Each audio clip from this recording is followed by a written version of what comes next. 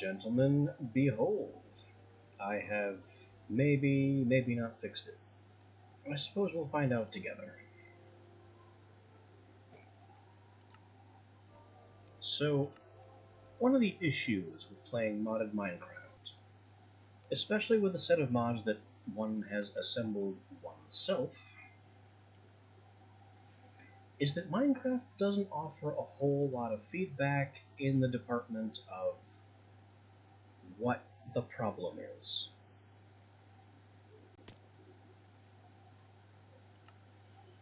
So, based on my crash logs every time we switch dimensions, I basically could only assume...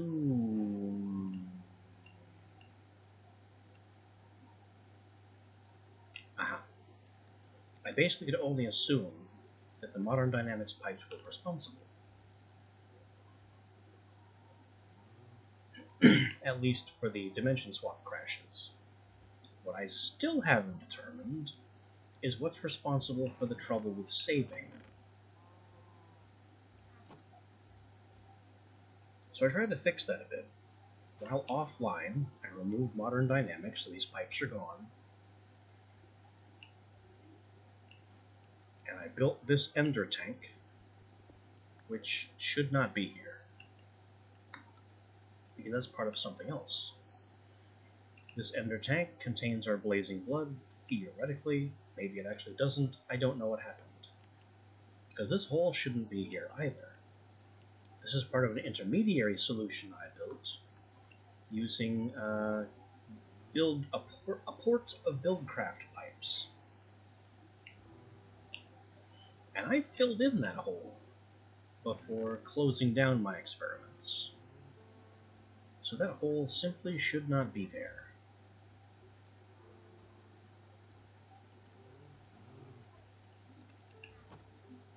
So let's fill it up with granite, because I happen to have granite on hand, and it's a filler block. It's a filler block. Nobody cares what it looks like down here, because when I'm done, nobody will see it.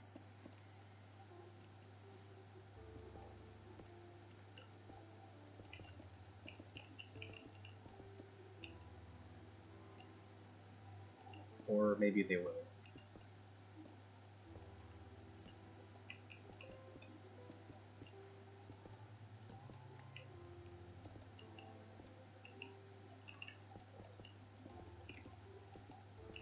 I don't know. It could look natural when it's all said and done. For some particularly mad values of natural.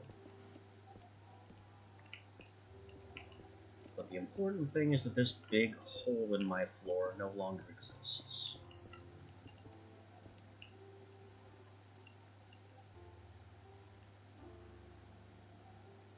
And I have this, which can go right there.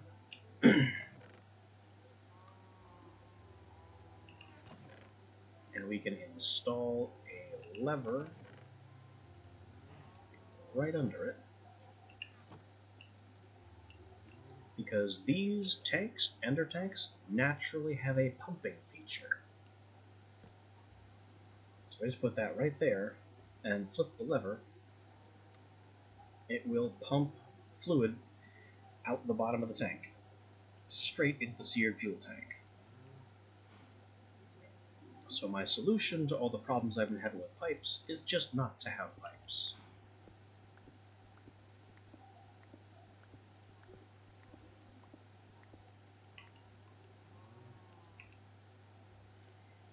And now that this awkward floor is gone, or the awkward hole in the floor is gone, I no longer have to worry about this as like a big gap in my visual space. And now I'm able to consider this as room for expansion. Because previously, in my head, this area was kind of blocked off by the hole because I just didn't want to fill it. Didn't want to go to all the effort. But now we have, and it's fine. So there's a blazing blood bucket, which maybe I don't even need a bucket for it. I mean, I could just have another tank. and install the other tank in an input position over at the over at the Blaze Farm. But that would cost another Ender Pearl, and we need to be gaining those, not losing them.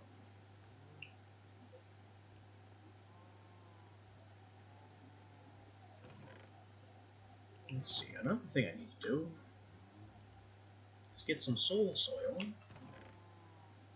and some of these warped fungus, which do nothing other than scare hoglins. Oh, actually they do a lot of things.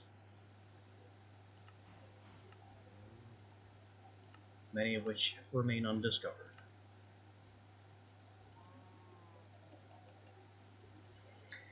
Anyway, I kind of want to hoglin-proof the bridge.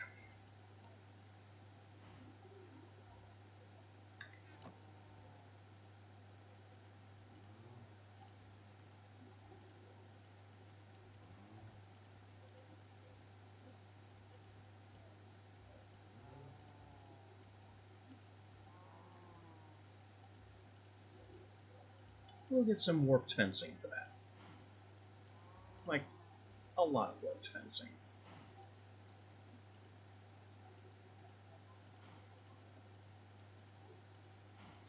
Just an unconscionably stupid amount of warped fencing.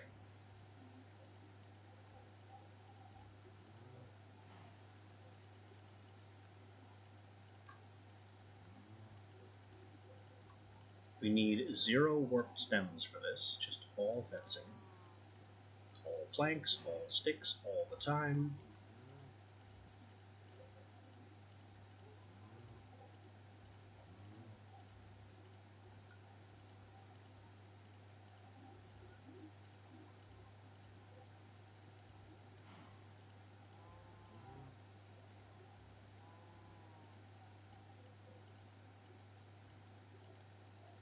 Is this an insane undertaking? Absolutely.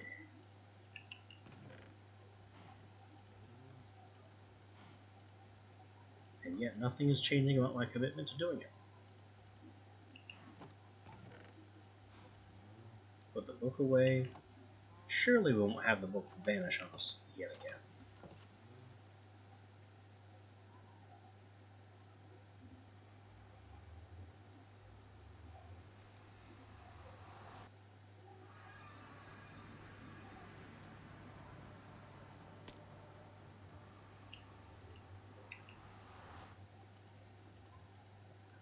Come to think of it, I probably should have grabbed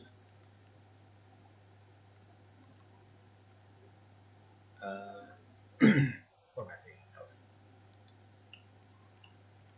One of the bottomless bags.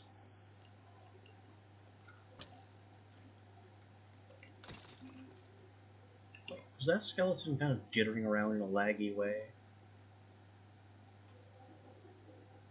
Well, that guy is.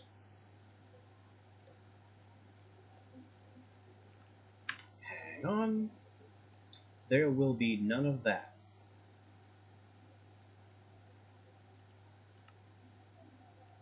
I do not tolerate spam solicitations in my chat.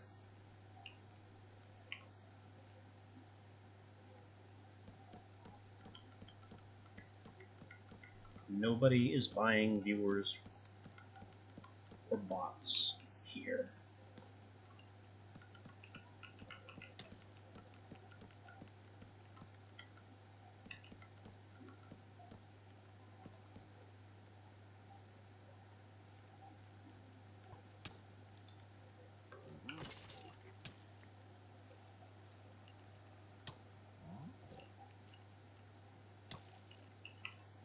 Wow. Just the lag in these guys' movements. What is happening?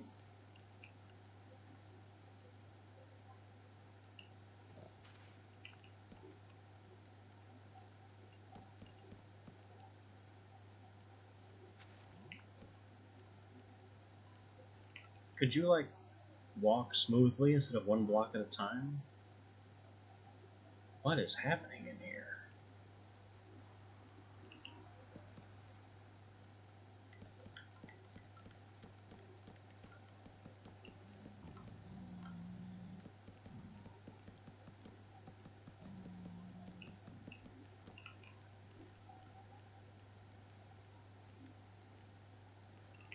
That's fine as a guardrail.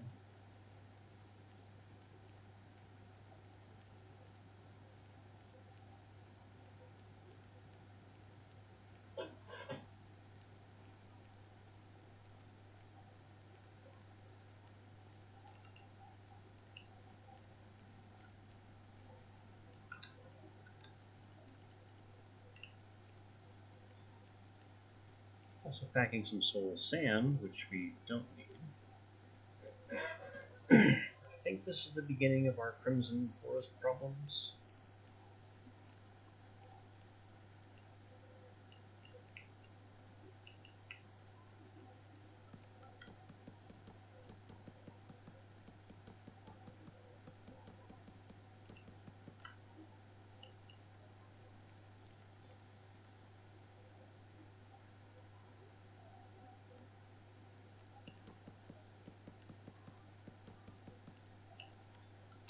Part of my problem is I'm not entirely sure what the control radius is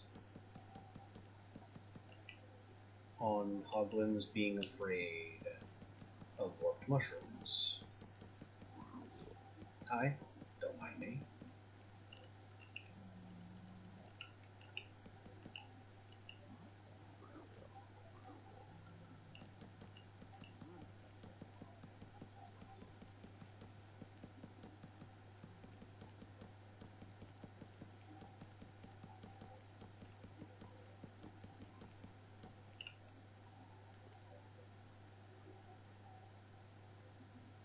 So raising the walls like this may not be safer, but it feels safer.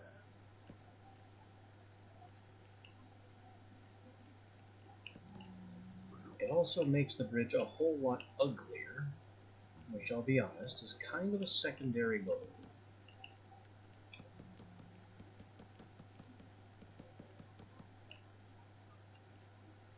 Alright, now we have Hoglins.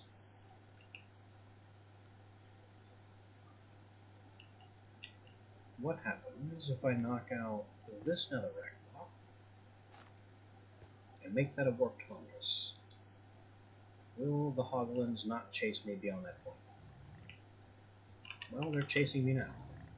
Here's the fungus. And it turns them back. That was quite a distance.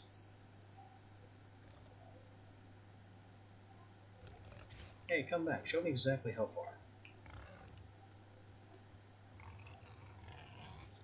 Here.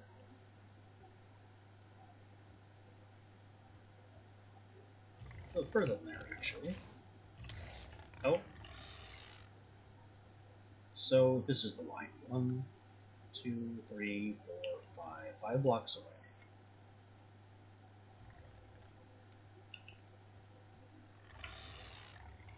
Sometimes as little as 4 blocks away.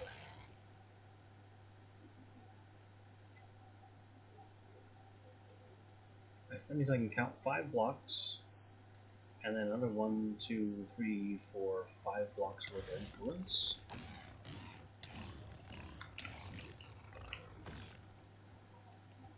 Go away and let me count. I will hold this if I have to. 2, 3, 4, 5, 6, 7, 8, 9, 10.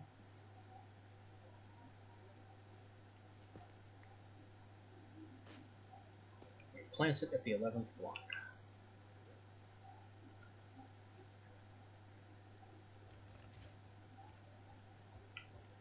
I have the mushroom. It has to be planted for it to count. Okay.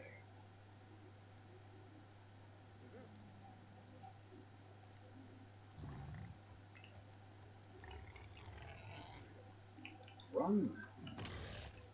Run better. What broke? I heard an armor break sound.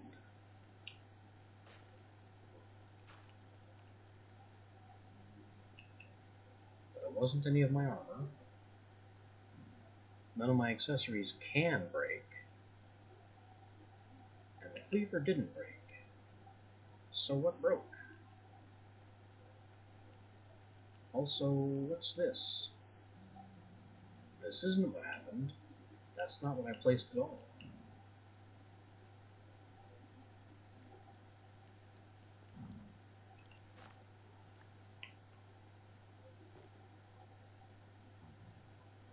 mysterious.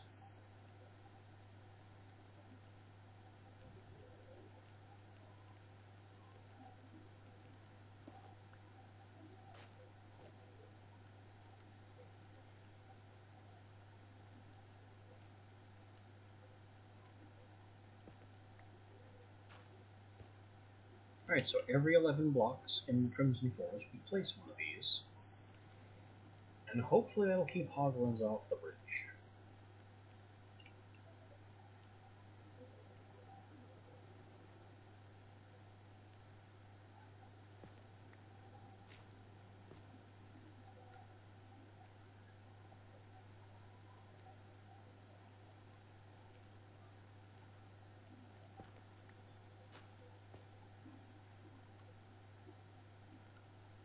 A minor, if tedious, modification.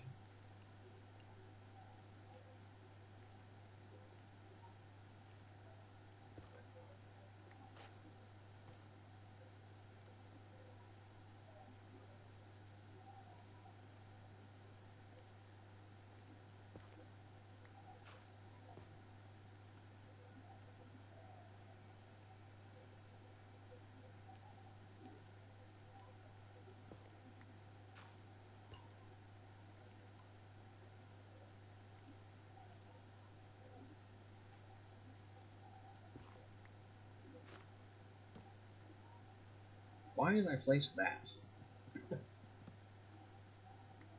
Definitely the wrong block selected there.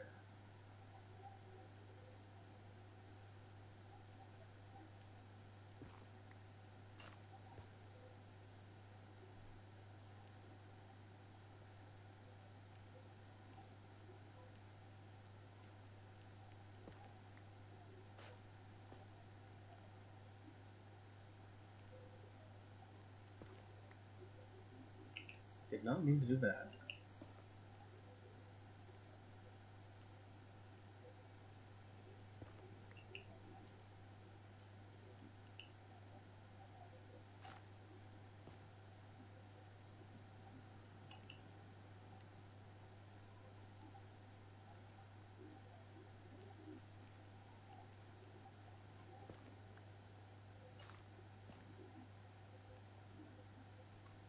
And we're now in Nether Wastes, so Hoglins just being on the bridge should no longer be an issue.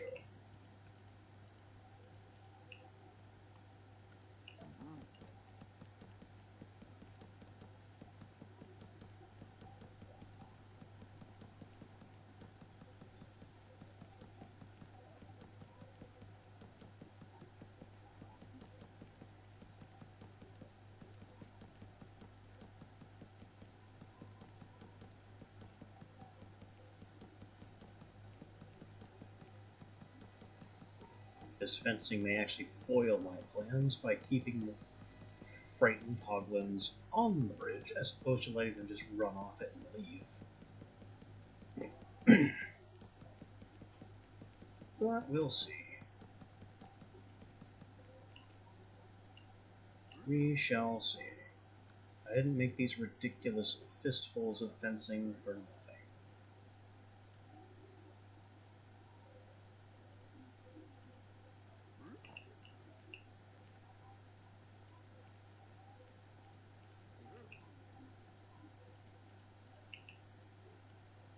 Hi. What do you want?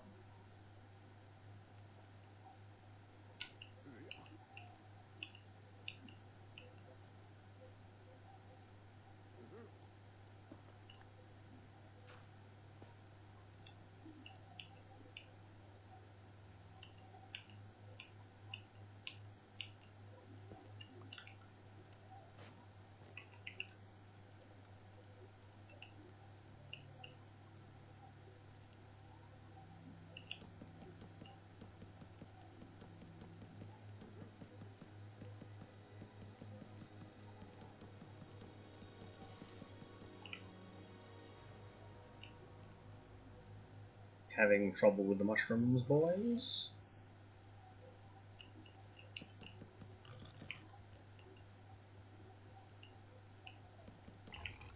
They seem to be very upset by our mushrooms. So upset that they can't attack. Well, mission accomplished. Our Hoglin problem hasn't been eliminated, but it has been pacified.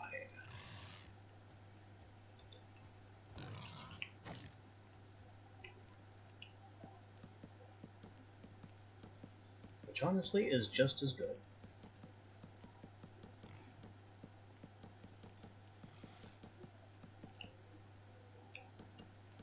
Them not attacking us was the point. Not having them on the bridge at all would have been a luxury.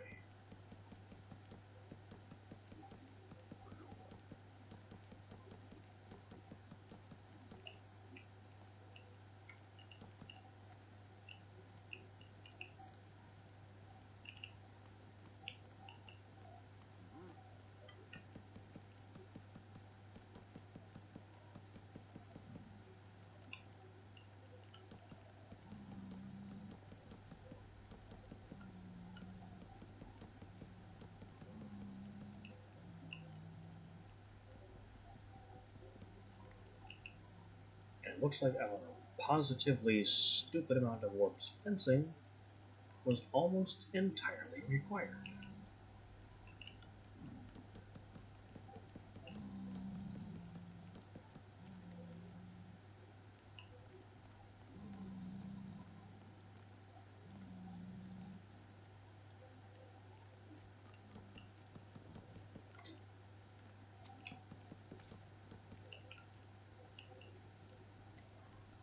Hello. Maybe I should consider a seal.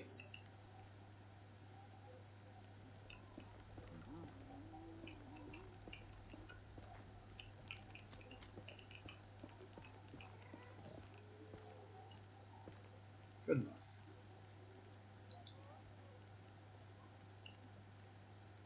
Nope. So it's not 5 blocks left over. It's 4 blocks shy. That's still about as close as you can get it blind on a guess.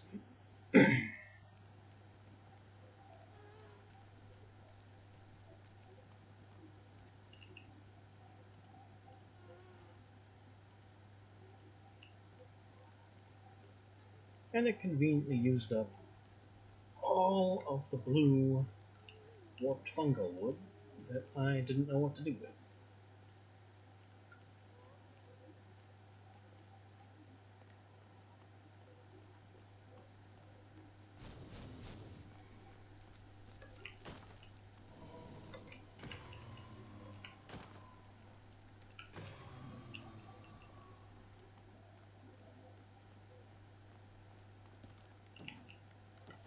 As long as we're going to be in the area, may as well check this out. Oh look, soul sword. And soul sand I don't need.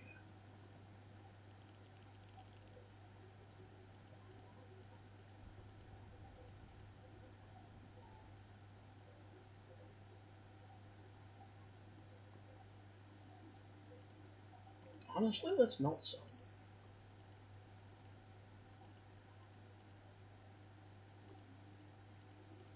You know, what else am I going to do with it? I conveniently have a completely self-fueling furnace over here. Except, I no longer have a casting basin to get the glass out. So maybe we don't melt it.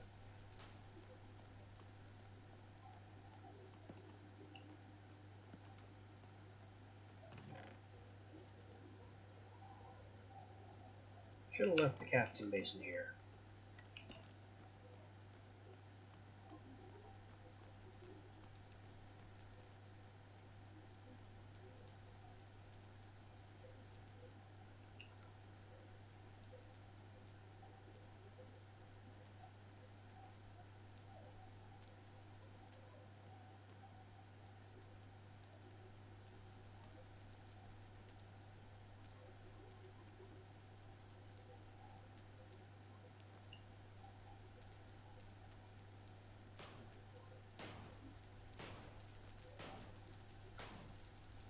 Enjoy your melty, melty fate, boys.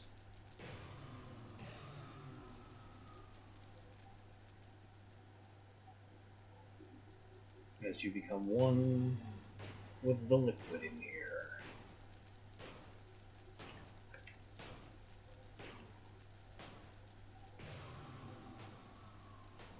Okay, I thought that's what was happening. The leftover liquid in the channel is feeding over into the tank. The leftover liquid in the channel that could feed over into the tank was feeding into the tank. And that's why it wasn't going down.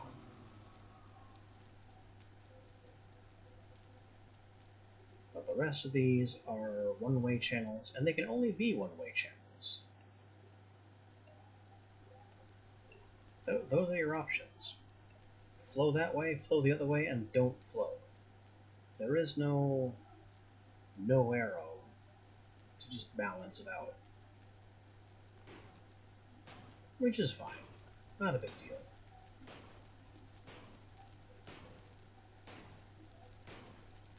Honestly, the fuel consumption for dealing damage to these guys is so low that it doesn't matter. It just builds up the buckets. It just builds up the buckets.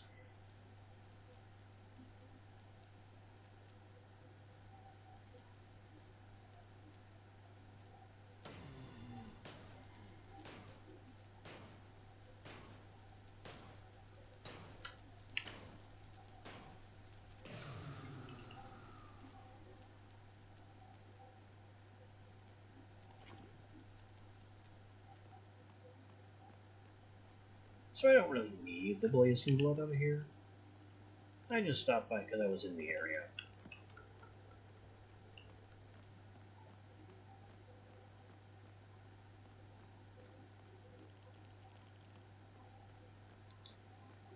Some wither skulls would be okay, but I don't need those.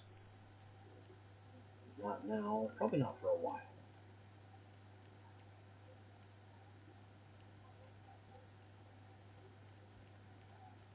What we need to do is find the end, which means more Enderman hunting.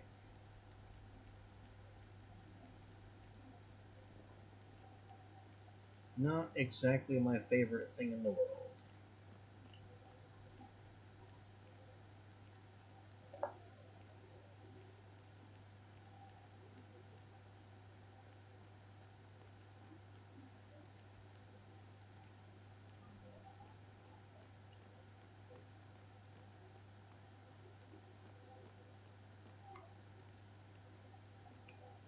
Can I just go this way? No, this doesn't lead to where I need to be.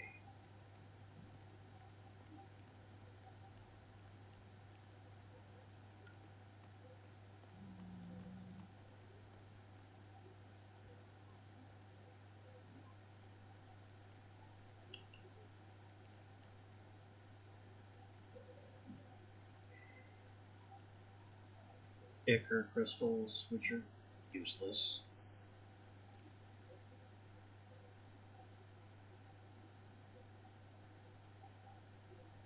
You know, I'm not seeing any hoglins on the way back. So that's good.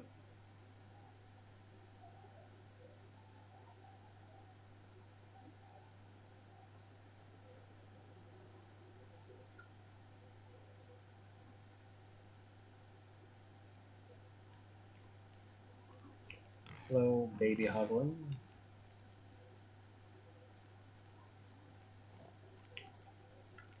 With no adult in sight.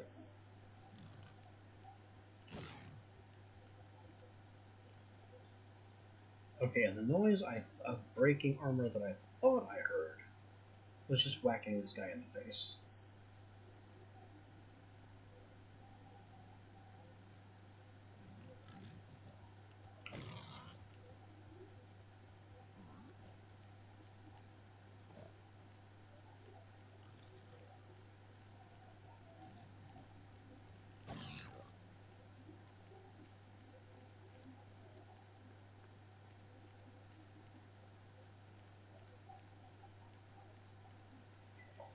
So we need more ender pearls, as ever. But in addition to that, maybe an argument could be made for making some manulin and reinforcing the blade of my sword here. It would be a bit of an attack and durability bump. I would keep one of the pieces as slime steel, for the obvious slime steel over slime bonus. And the fact that his damage stats aren't bad either. Whoa, hi.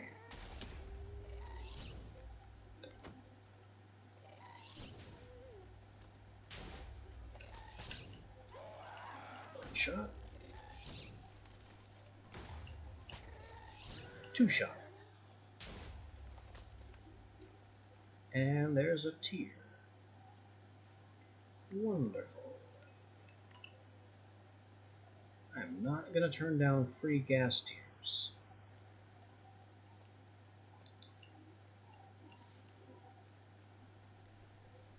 The place is looking a little rougher around the edges as a consequence, but my actual staircase is fine, so I don't care. All is functionally well.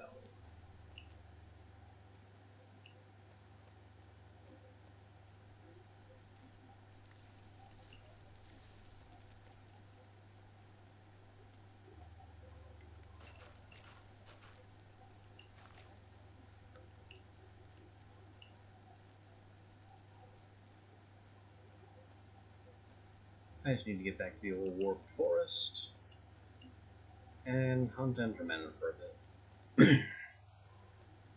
Also,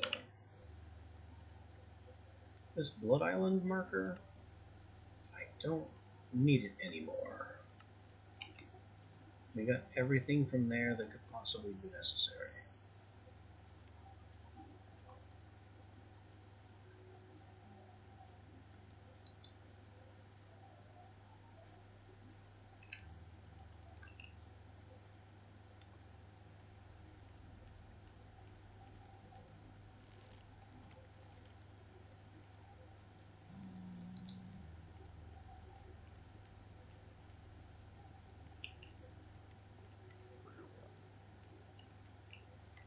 That's definitely not the way we went. This is not the old road.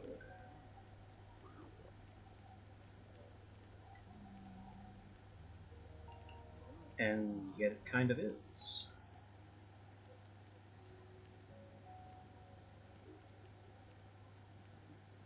And there's two Endermen already. They seem to like this section a lot more than the other, much larger section. And they also seem to love forcing me to go around this chasm. Hey, buddy. Where'd you go?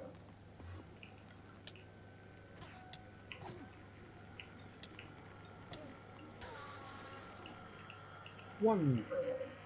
It's something.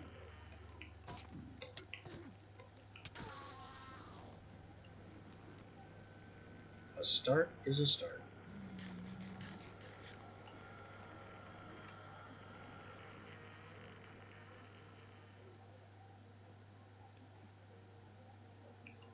I hear one.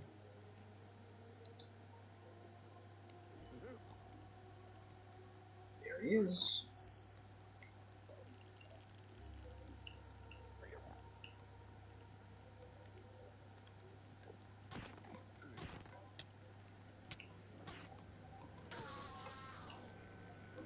Two pearls. We're already doing better than yesterday.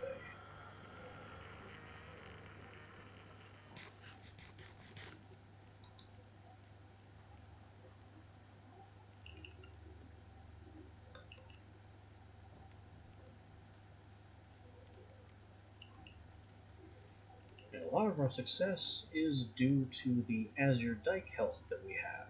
The invisible extra health bar that regenerates on its own at no cost, being produced by our accessories.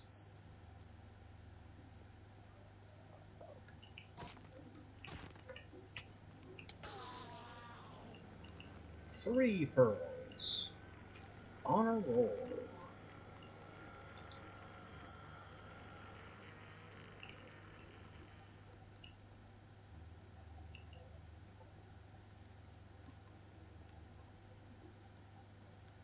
This already makes up for the ender tank I had to build to solve the piping problem,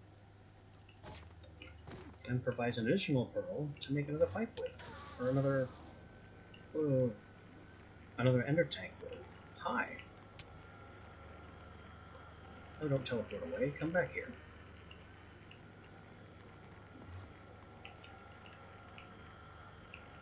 Where are you going?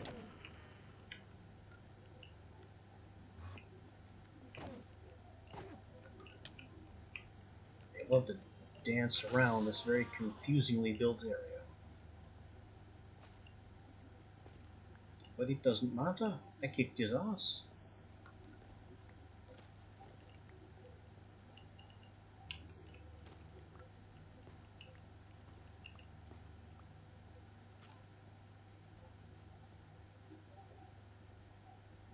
Oh, here's my bridge to that geode.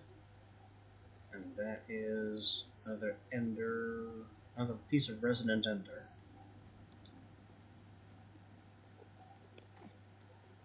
Maybe we could go get that resonant ender. It's not exactly high on my priority list, but it's a thought. I'll also happily take these clusters of glow shroom blocks. Shroom lights. Hey you, get down.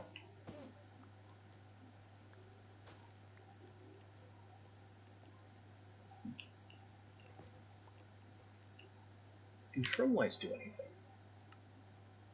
They can apply glowing to a tool with a modifier slot, which is honestly a bad modifier.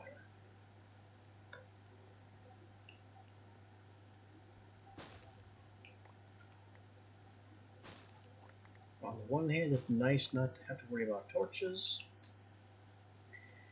but on the other hand, it consumes tool durability automatically to place lights, and I just don't want my tools melting simply because I decided to stand in the dark.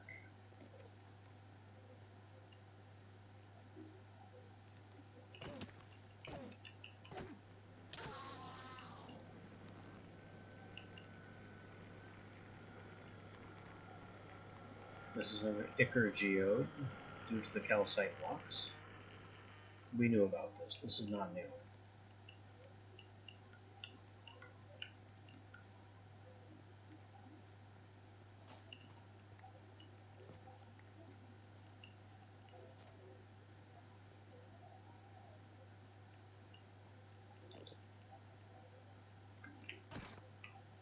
Don't run.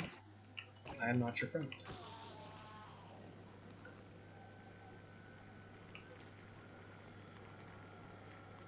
There sure is a lot of garbage. He's carrying another block of resonant ender. Maybe I do want to get down there. But then I have no idea how to get back up. It's just a tempting area with at least 2 resonant ender blocks. Oh boy. That's gonna do it. That has changed my mind. I'm coming for you guys.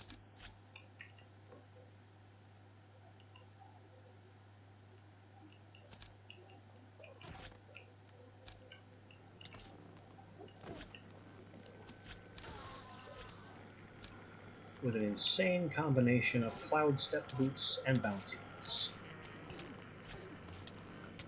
I'm just picking a fight with everybody. This is too much fight. I have bit off more than I can.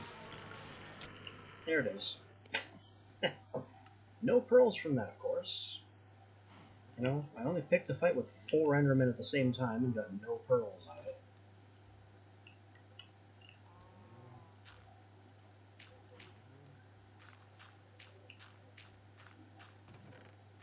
But still, 5 pearls for the trip is not bad.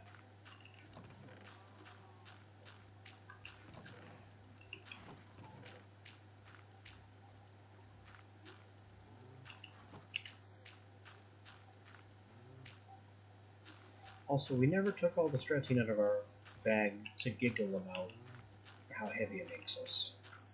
Let's do that now. This is the jump button now. I can step up onto the bed still. And I can step onto chests when I jump.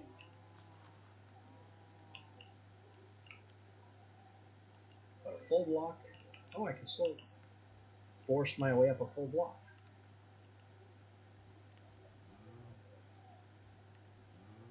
How about falling with all this stratine into a water cushion? Whoa! That is a fast drop. And then we are now too fat to bubble column. Not something I thought would be an issue.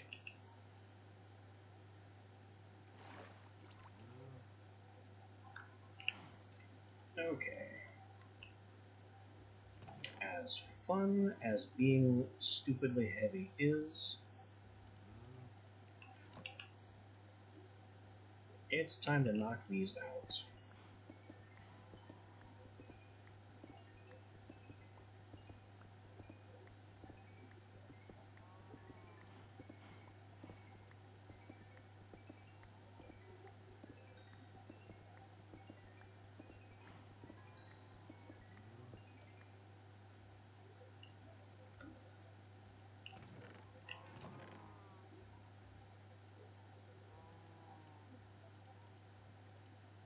It provided for us stacks of stratine, but that's about it.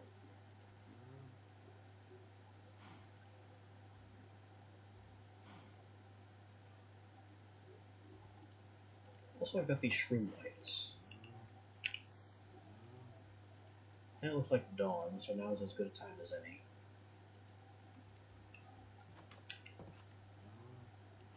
The other thing I did while offline was use the shroom lights that we picked up last time to start improving the lighting situation here.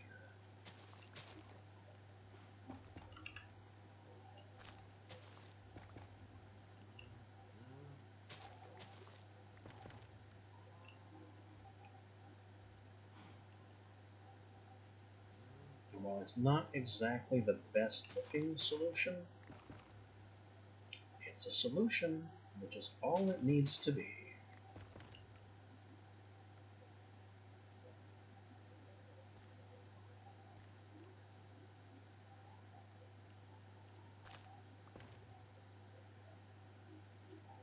It just completely lights up the color tree field, so no hostiles can spawn under my very valuable pigment trees.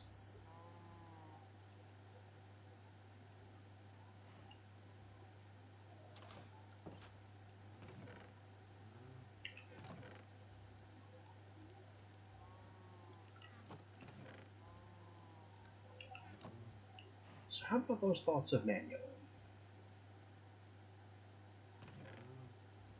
Oh, is this book gone now?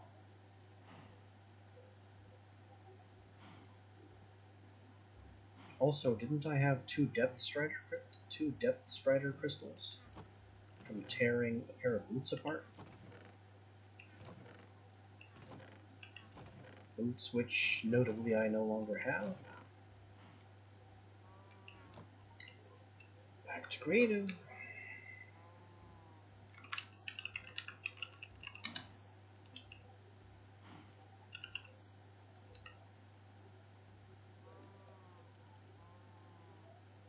Two of these. And... okay. Enchanted book, ingredients. I don't get it. The important thing is this book.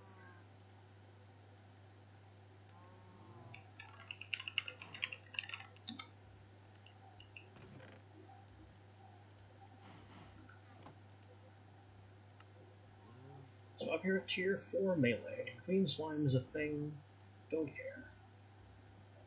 Manulin, attack damage 3-5, with the Insatiable trait and decent handle traits.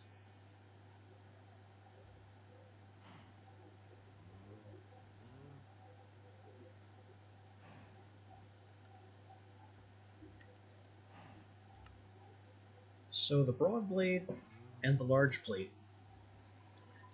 are both considered part of the Toolhead and use Toolhead stats.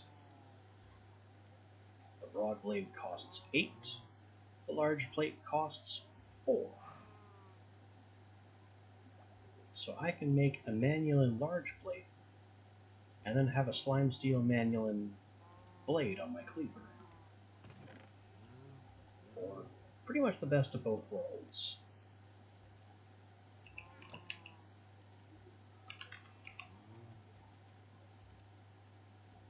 Manulin's price is 1 Molten Debris to 3 Cobalt, making 4. So let's get the Cobalt in. Let's get one of the Ancient Debris in. And maybe I'll want to make some Netherite too, just to say that I've done so.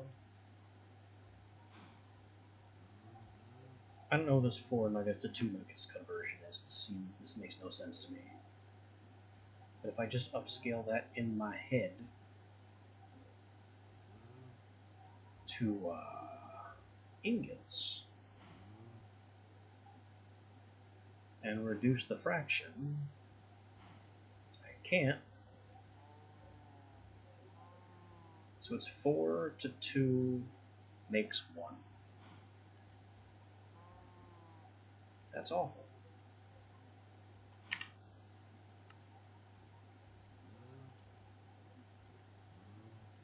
Take some ingot of netherite. That's 4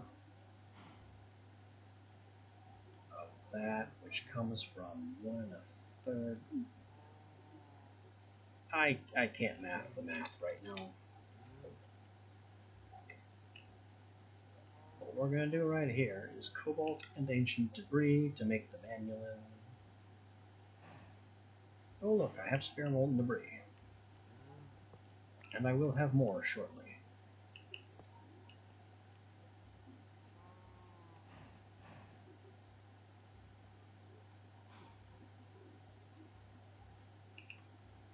We'll use that to make a large plate for the cleaver.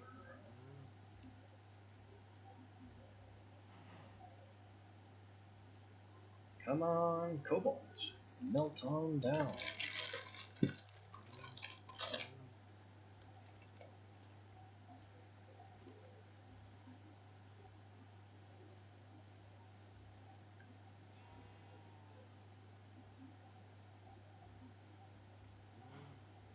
And there it is. 4 ingots Manulin.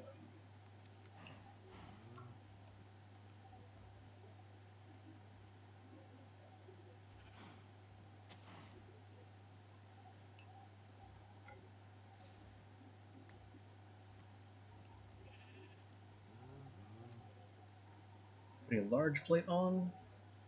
I mean, it kills the Overslime by 150. Raises the durability by significantly more than that. Attack damage goes up almost a full point. And we increase the momentum damage.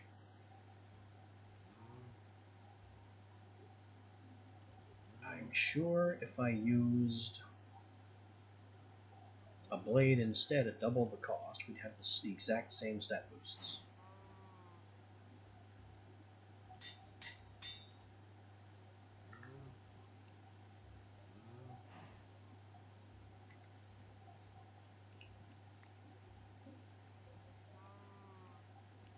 So, good stuff.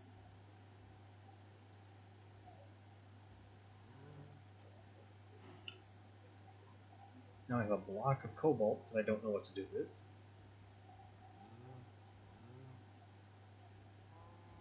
I could make more Manulin with it. Maybe I should just turn it into ingots? Yeah, we'll turn it into ingots for now. Surely we can melt the ingots back. And the molten debris can go in its tank.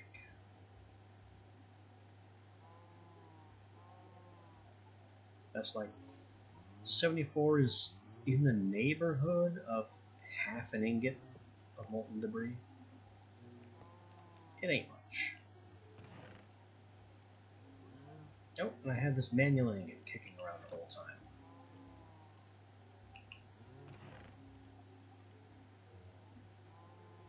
I got cobalt ingots. Maybe I should have poured the cobalt as reinforcement.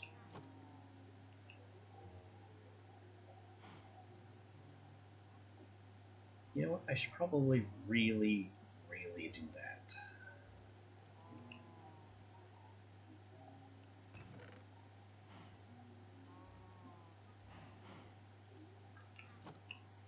Alright, Cobalt, we're going nuts.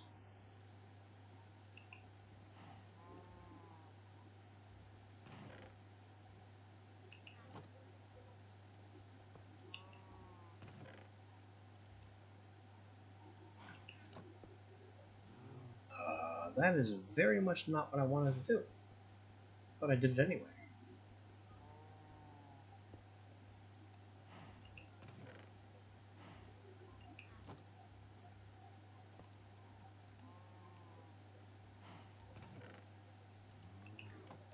Alright, so defense, melee protection is 20. Cobalt reinforcement. And attack speed, subtle. I got magic protection on my helmet. Melee protection, if anything, should probably be the chestplate. We have 3 defense slots there and 1 ability. There's something else that I kind of want to do with my armor, which I believe is an ability. Strength. That's a lot of Ichor crystal. And it specifically has to be the crystal, not the crystal block. If it would accept the crystal block, that'd be so much easier. But it doesn't.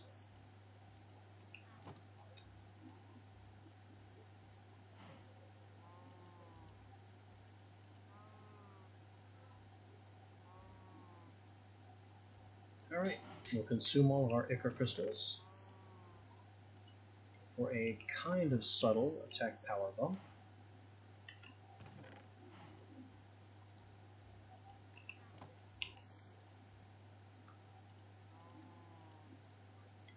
Melee protection 1. I'm going to need about 40 more.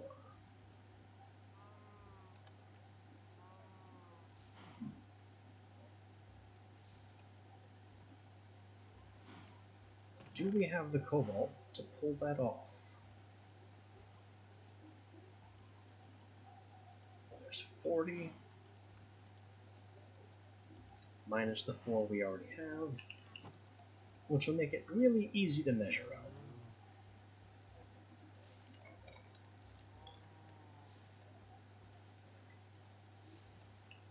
Now if I just get another hopper, which I don't happen to have on hand,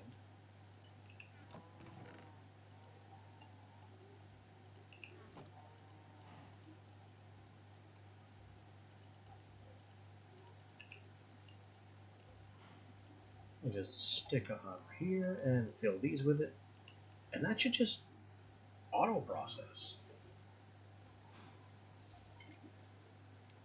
It doesn't work with gold, because gold can legally pour into an empty... But maybe if it was a scorched one.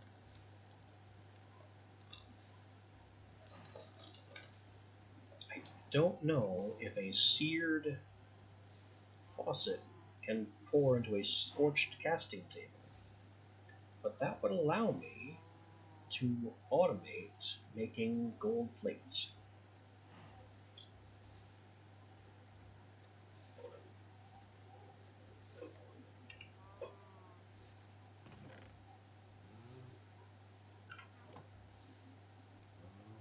Well, it certainly looks like this is going to work.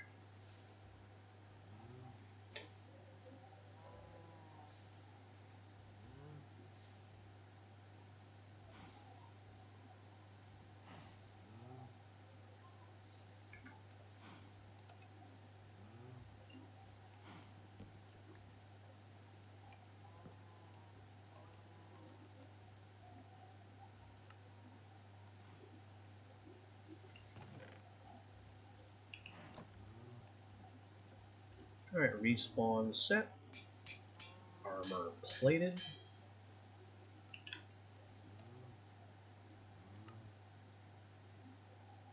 What does projectile protection take? Ambrons, which I still haven't made any of.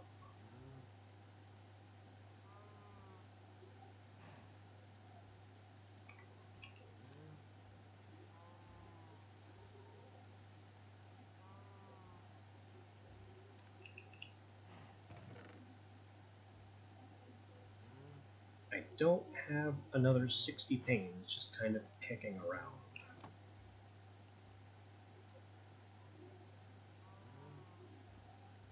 And I don't want all this cobalt just hanging out here.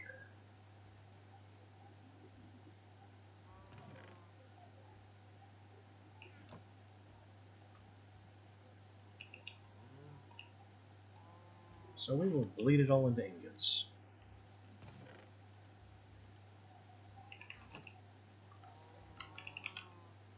Amethyst bronze is an amethyst and a copper to make an ingot.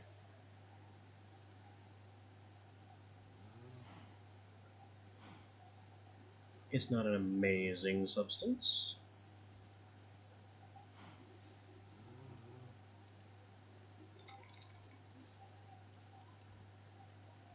But if it give me arrow resistance, that's all I really need it for.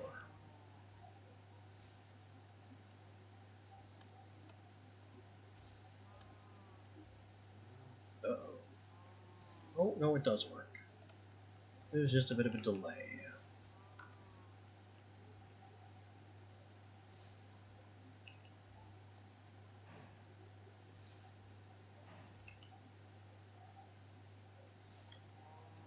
Take a couple blocks to speed the process. Would honestly probably be easier to just tank it.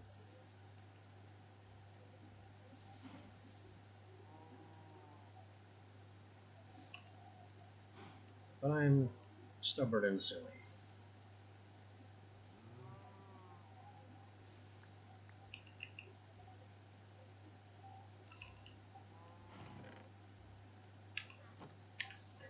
Even though I have tons of tanks that I'm not getting much use out of, I just don't want a bunch of tanks of various metals hanging around my workshop.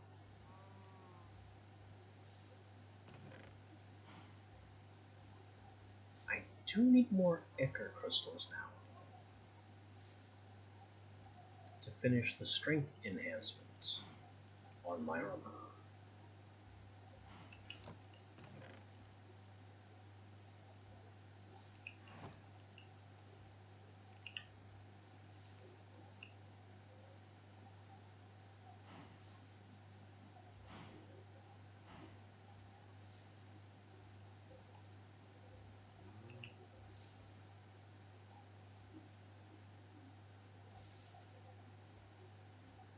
So, Ambronze reinforcement, specifically 60 panes of Ambronze reinforcement.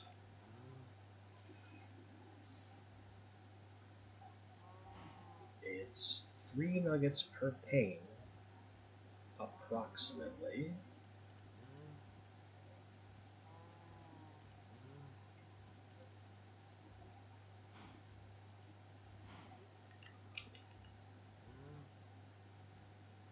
So let's get the calculator.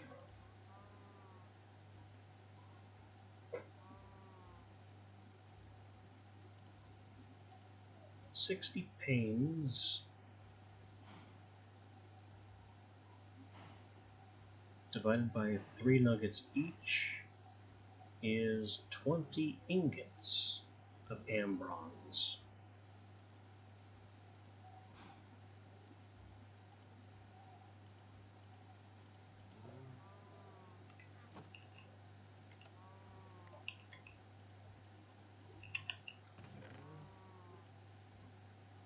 I still have the additional panes though, which is going to be a lava bucket and water.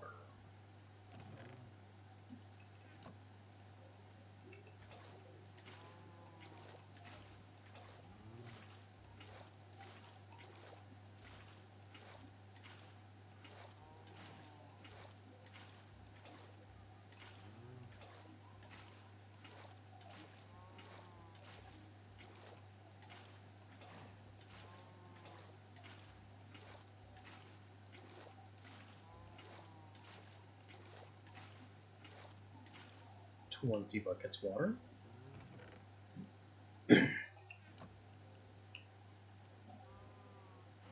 Not even half the smeltery.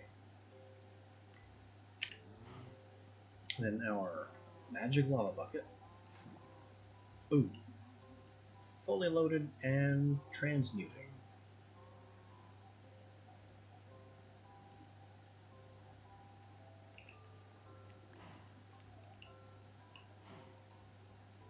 And the obsidian we bleed out into panes, which should be slower than the conversion rate.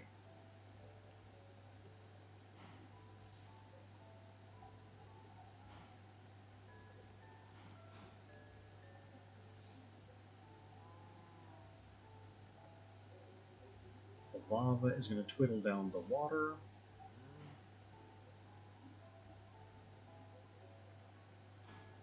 And when the water is fully gone, I will scoop the lava back out.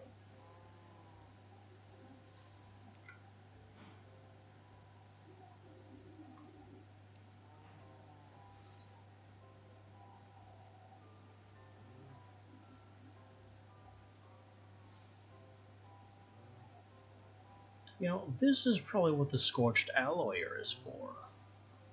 I could just have a tank of water and a tank of lava and perform this conversion in 4 or 5 blocks worth of space.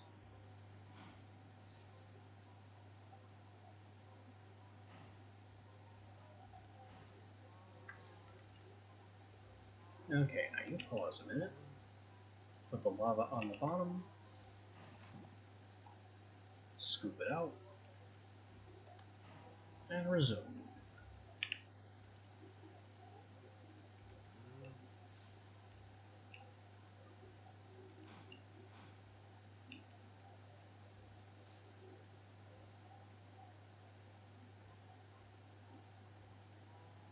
While this is happening, I suppose I could use some more yellow ink.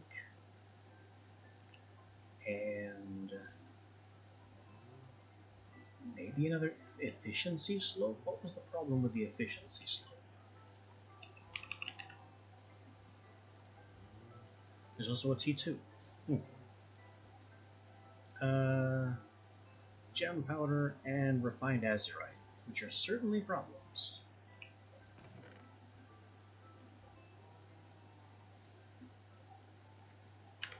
So refining this is 4 and a neolith and a diamond.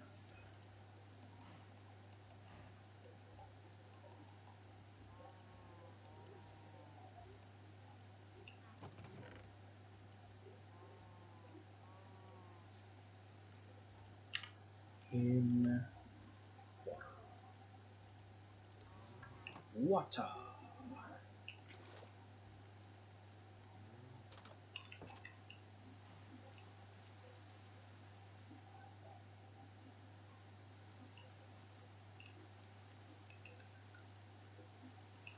Azurite, neolith, diamond, water.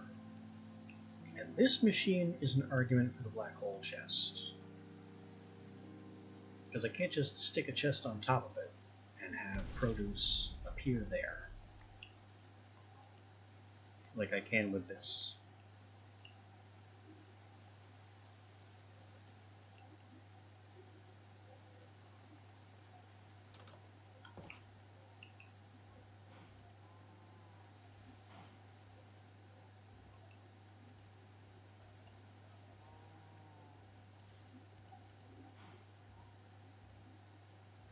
I don't even really need a spare efficiency slope, so I don't know why I just made that.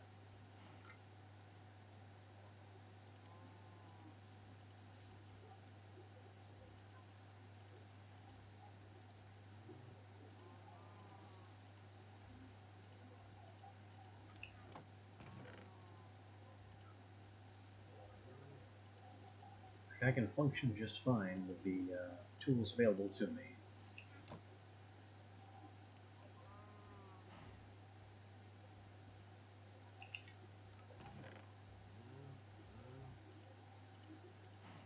We're pouring tons and tons more pains in accordance with the old adage, there are only two quantities that matter. Maybe something else is in order. I have all these titration barrels just sitting here, not doing anything. Why don't we make some booze?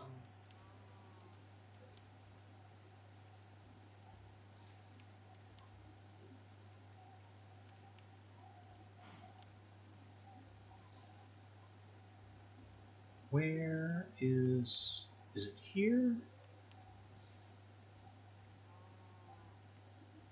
Oh yeah, we can make kimchi with practically any vegetable. Not a terrible food. More fermented eyes, which I don't think we need. Clotted cream removes status effects, just like the milk bucket. And stacks. That's nice. Let's do a row of that.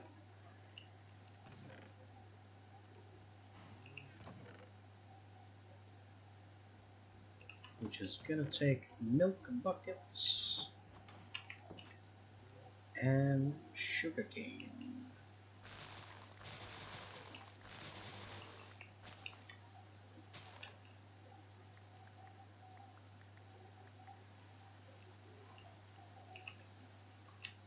I also need to harvest the cactus. Because part of my pipe-based experimentation involved briefly installing a Buildcraft piping clone. And Buildcraft pipes rely on cactus green as a sealant for turning item pipes into fluid pipes.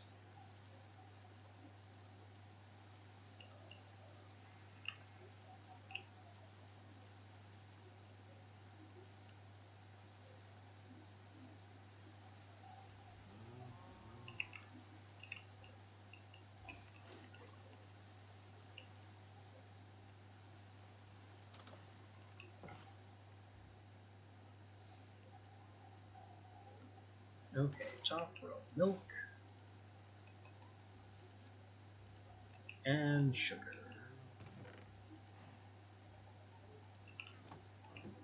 Lock it up.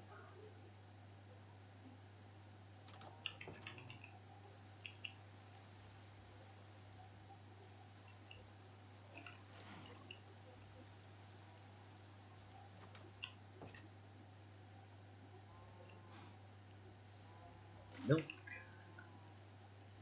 3, 4 sugar. Lock it up.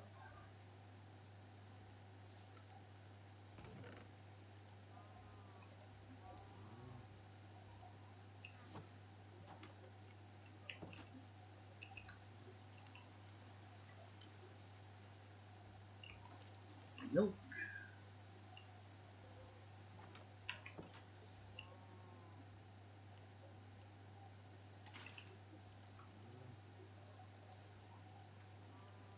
Sugar. And seal it up. So that's our clotted cream. Do we want chocolate? I mean, making 8 stacks a pop is pretty good, but that's a very low food value. Bodacious berry bar made with berry liquor. An interesting thought. Hot chocolate made with chocolate and clotted cream and more milk. No thanks. This is what we were looking for. Infused beverages. Beer for haste and saturation. That'd be a very strong food. Saturation for 8 minutes? That's just 8 minutes of your food bar fills all by itself.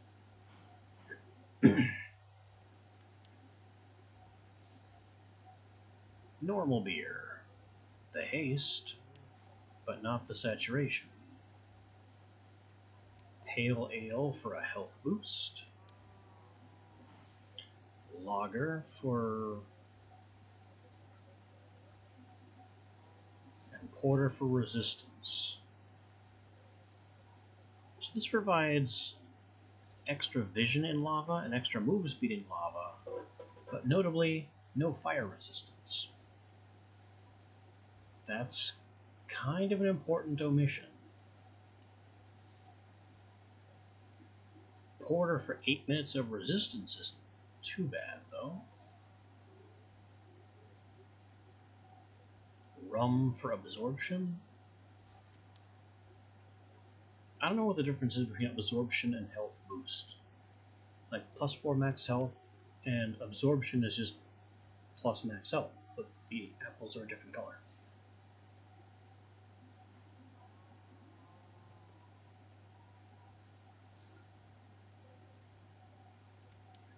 Mead, a personal favorite.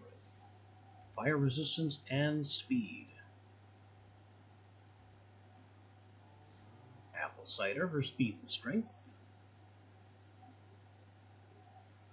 That would be pretty good, actually.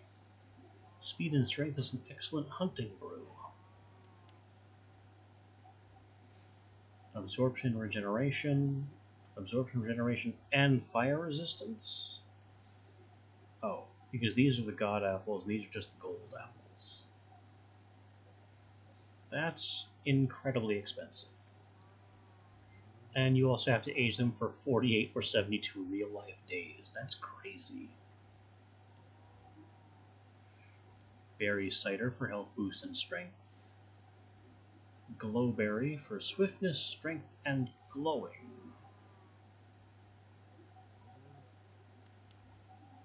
There's the berry liquor that goes into the berry bars. Glowberry liquor, which is different from glowberry cider, and doesn't apply the strength.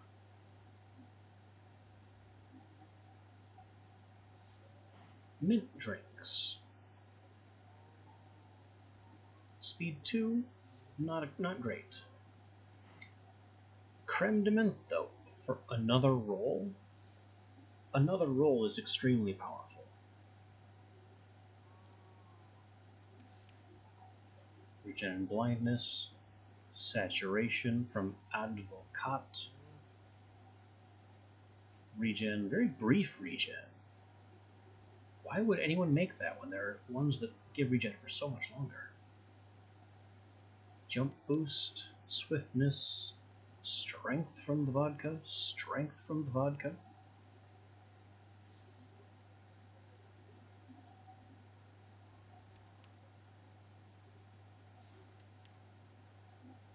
So the power of another roll, and the book won't tell you this until after you've had the effect, is, you break, say, a diamond ore block with a pickaxe, it rolls on the drop table. If you have Fortune 3, it'll roll up to 3 more times on the drop table. Another roll will go back to rolling on the drop table as though you had broken the block again. So it rolls again, guaranteed, for having done the thing, and then up to your fortune value again. So if I can get some of this, which means some snowballs, then I could potentially greatly accelerate my Ender Pearl farming. So we get some of this, which takes at least a day and requires snowballs. We can also get the speed and strength from apples. Do I have at least 9 apples? Easy.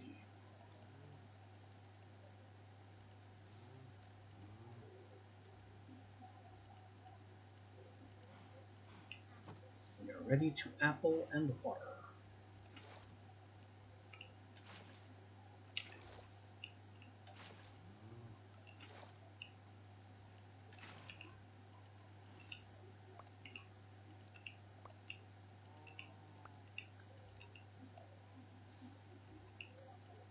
What do you mean it doesn't? Oh, that wasn't a 3, that was an 8. Uh-oh. 4, 5, 6, 7, 8. 4, 5, 6, 7, 8. Uh-oh.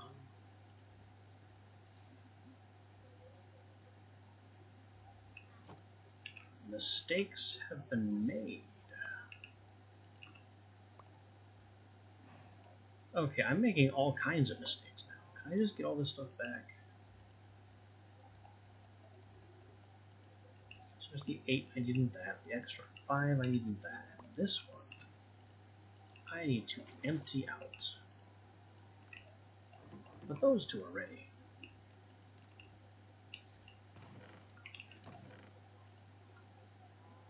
One apple short.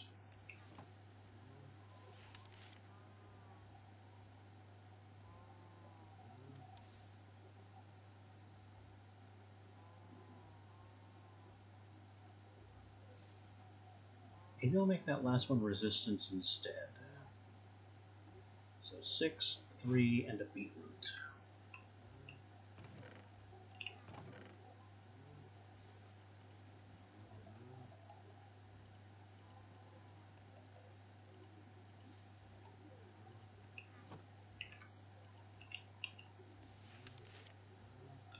And that ferments a whole lot quicker, but hopefully that won't matter. 6, 3, beetroot, seal.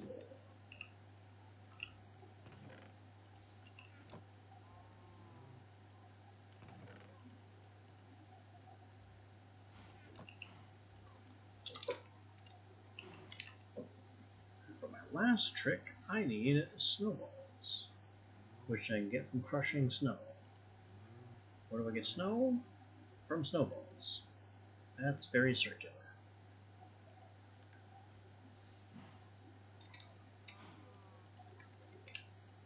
Do I have any snow already?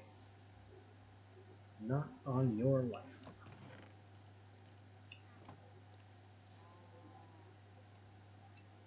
So it's time to go find some.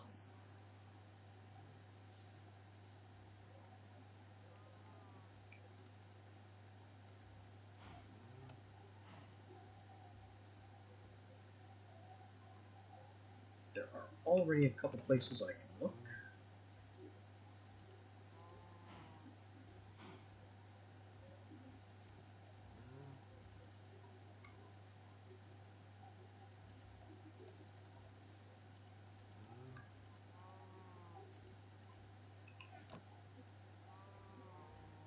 I also need to make the 20 ambrons.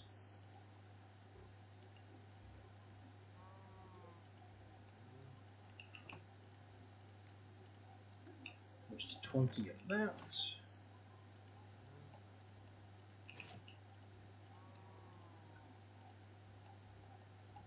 And 20 of this.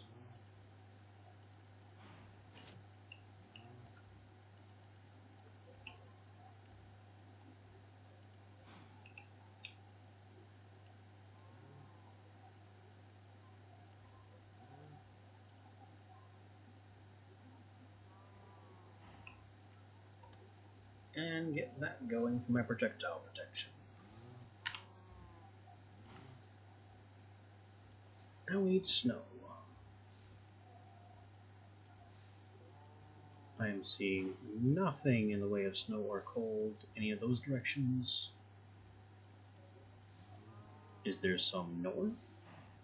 If I go far enough north.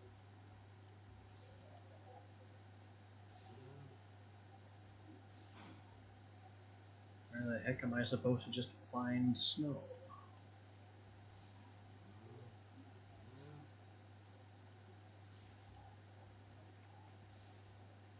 I live in a very tropical world. Very, very tropical. I haven't been very far west.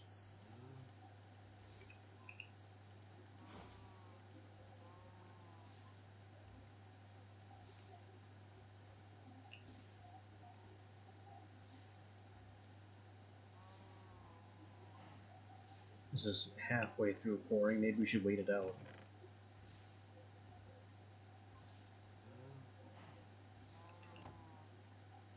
Magic. Melee. Projectile on the legs.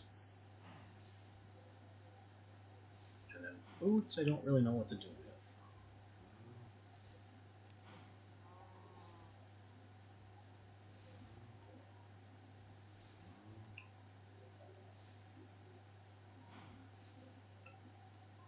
Not fire resist. We got that covered with the Ashen Circlet.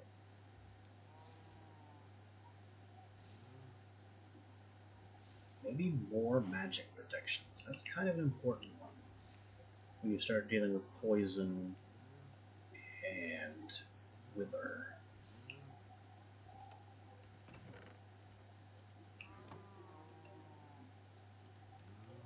There we go. Pimp my pants. Projectile protect 3.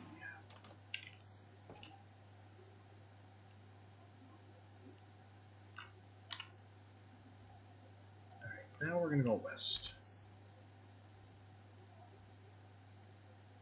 Time to put the old explorer shoes on and bounce away west.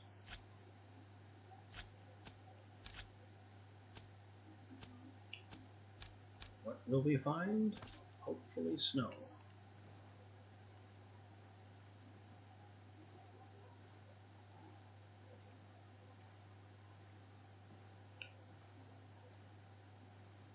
I'm certainly seeing more slime right off the bat. Much less important.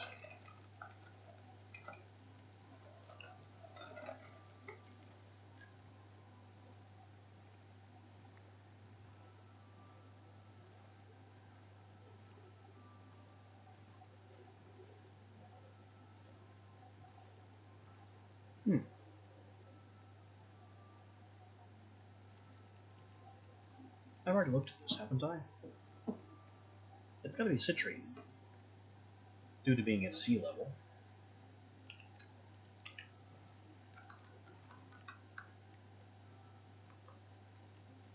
Does it have an opening?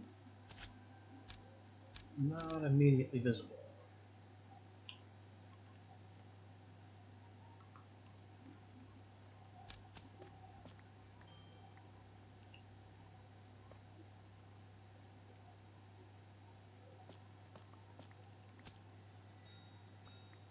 But citrine is citrine, especially if there's some fully grown crystal in here.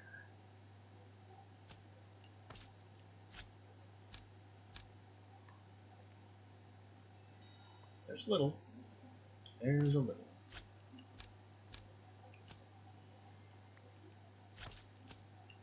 Citrine clusters, full grown, are the hardest to identify because they just look the same as all the other sizes. Small and bubbly.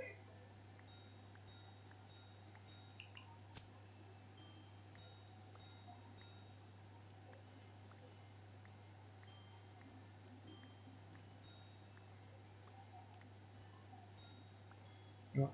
Forget it. All of it. Grab all of it. Destroy the budding. Grab the crystal blocks. Every single thing is mine. Smash it on the moss indiscriminately.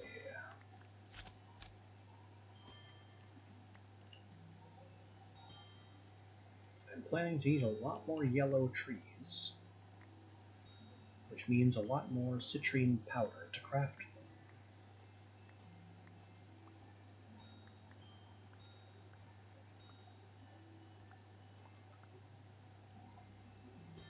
So I'm just going to completely pillage this thing.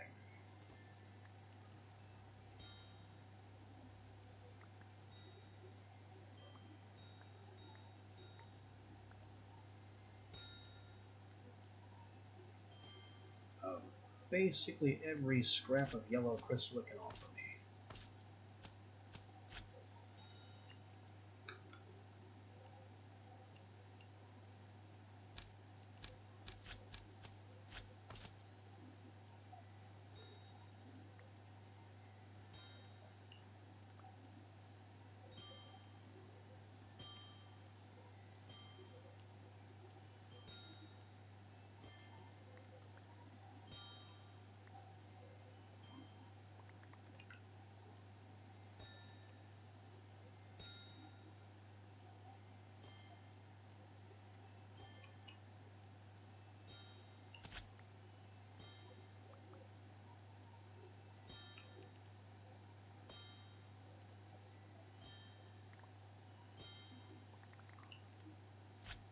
Give me all the crystal. That's plenty to crush.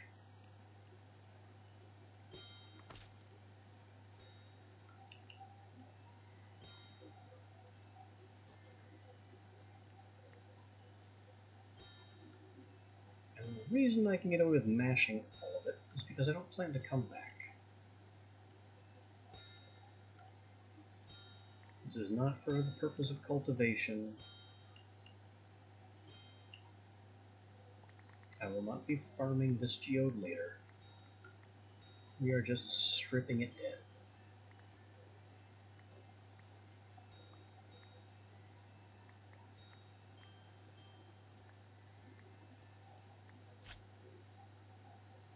I guess that's enough damage for one day. See if I can't boost my way back out. Perfect. You could not get a cleaner boost.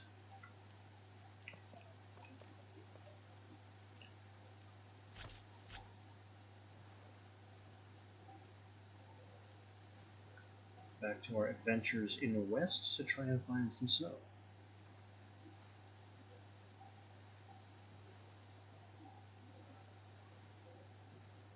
What was that? Oh, a mermaid's brush. It looked like a pufferfish. Or a comet.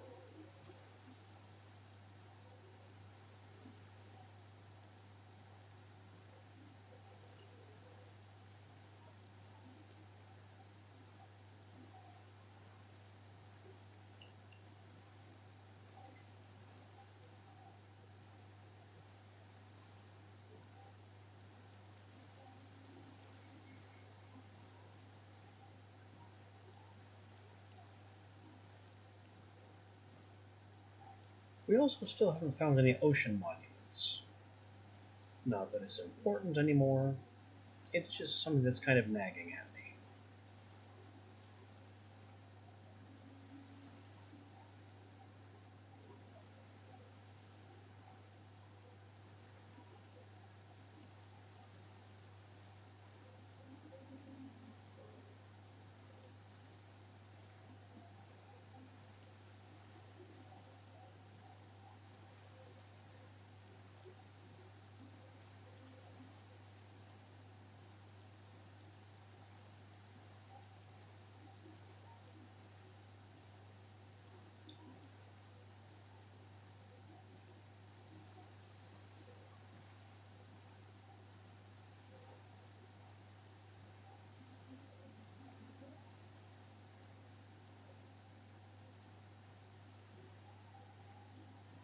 Well, nothing visible from the shoreline looks particularly useful.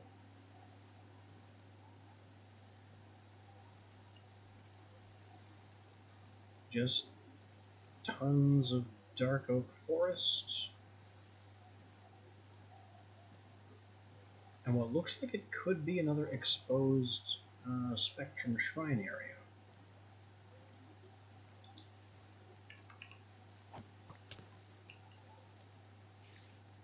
I'm just a mite curious about that.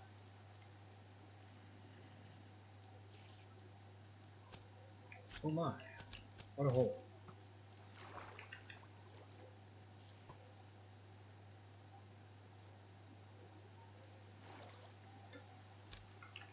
Okay.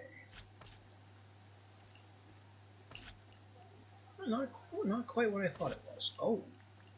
Oh, but there's a preservation ruin over here.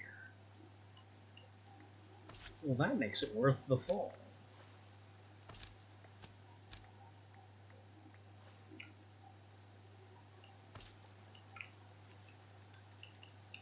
Assuming we can find the way in.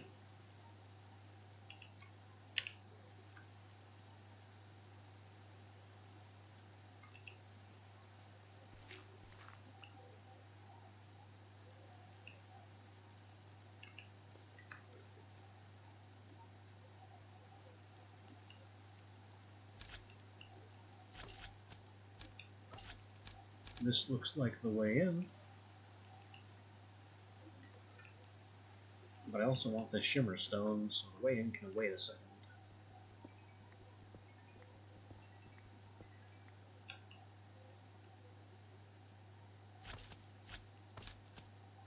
Iron 2.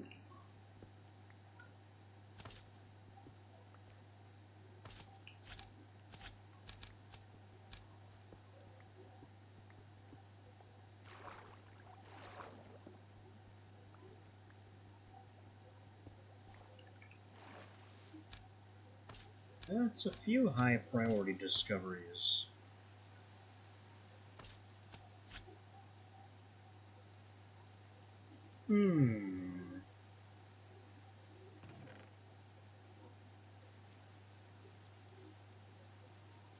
This is a different sort of challenge.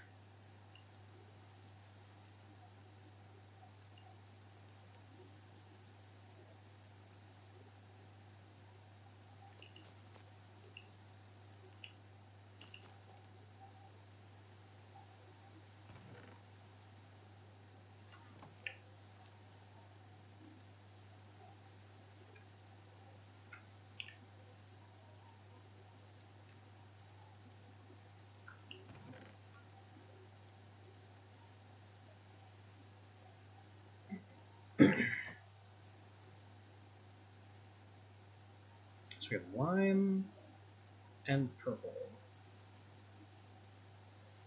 Things and some powder. Well, if I was making a lime sapling, it would cost 1 topaz and 2 citrine. So 1 topaz, 2 citrine. And if I was making a purple tree, it would cost 2 topaz, 3 amethyst, 1 citrine. 2 topaz, 3 amethyst, 1 citrine.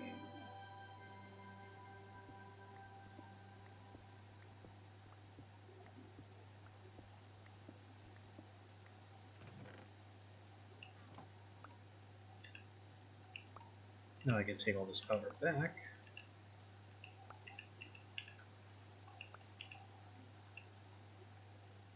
And we're in. This is the color mixing dike. Now I can loot amaranth grains, and a citrine cluster, and a few random gems, and I don't care about knockback 1.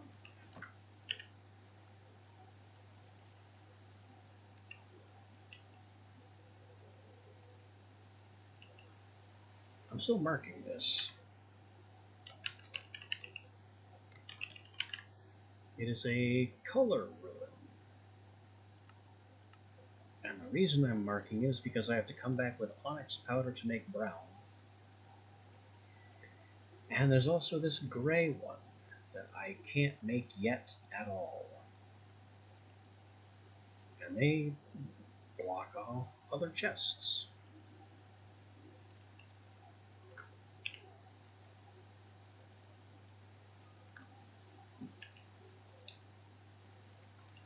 So it's kind of an incredible surprise that we found something of this much value by just falling down a hole.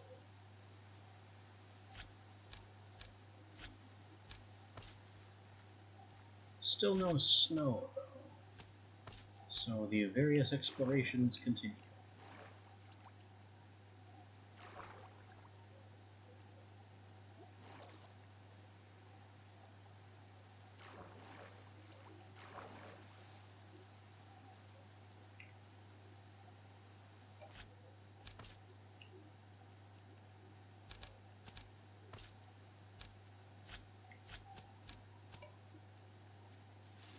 Nope. There will be no creeper hissing next to my head today.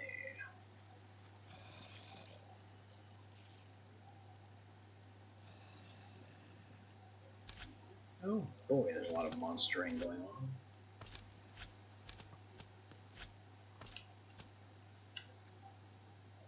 And I'm just bouncing along in my bouncy leather boots.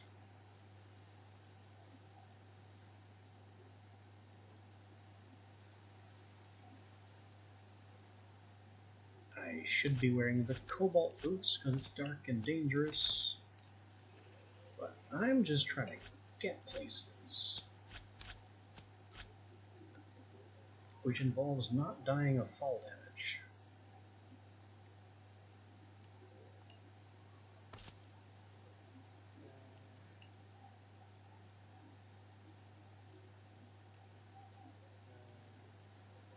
If I was trying to fight in this rain...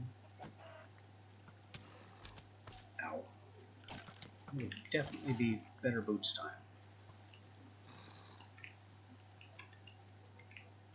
I'm not trying to fight, but the fight keeps coming to me. Shoot.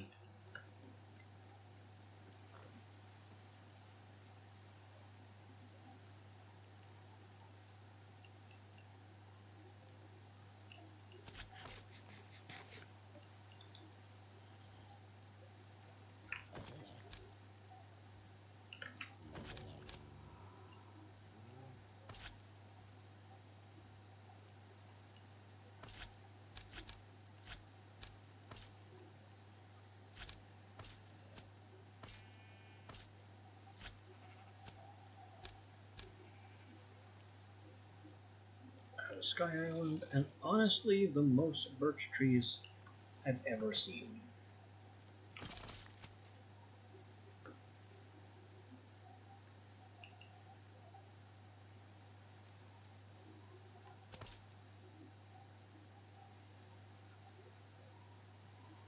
Also, the manual and spine on this blade feels a lot better combat-wise. I know it was only like almost a full point of attack damage, which is not much in the grand scheme of things, but every little bit helps. What is this giant hole? Nothing. Just a hole.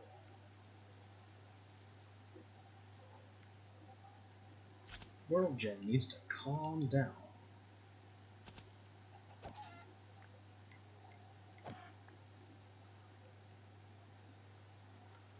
That's a village over there. We have some color trees here. But I'm bouncing straight over that river.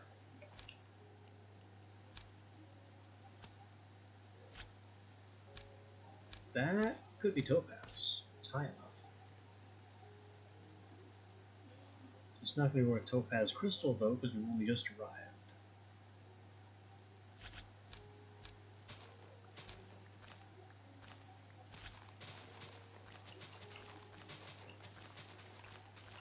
go pillage a ton and a half of yellow flowers.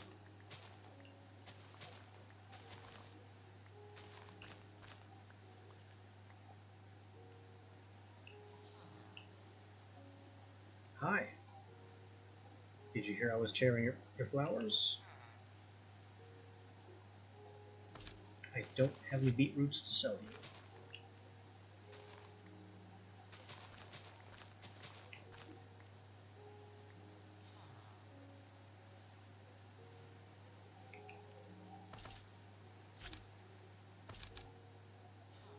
And this guy's got carrots. If I had gone this way a long time ago, I could have had carrots much sooner.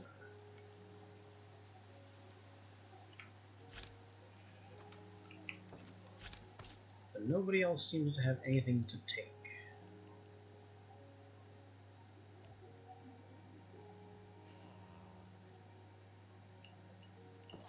So while it's interesting to come across a village here, it's not doing me any good.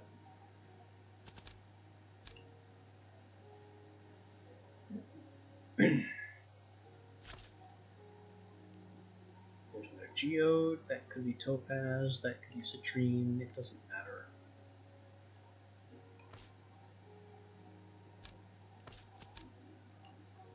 I need to find altitude for snow.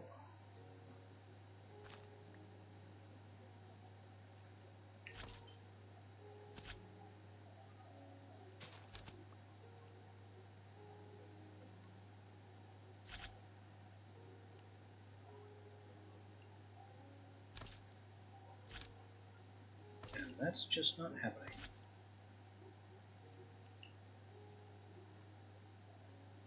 That's a hillside full of baby rabbits.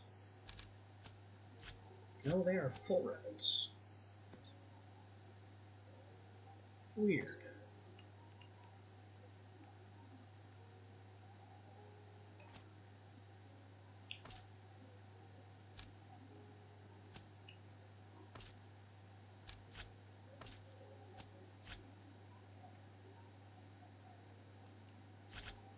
Still no snow, despite our height. Just a huge, lumpy, very elevated plain.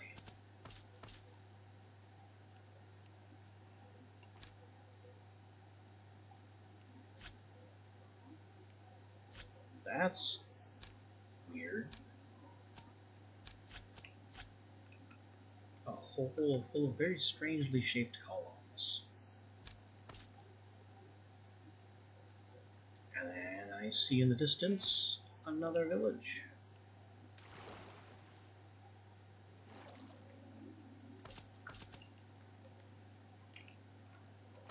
It is probably just as useless to us as the previous one. Oh, but I see snow. I see snow on the minimap. Let's go. It's snow time.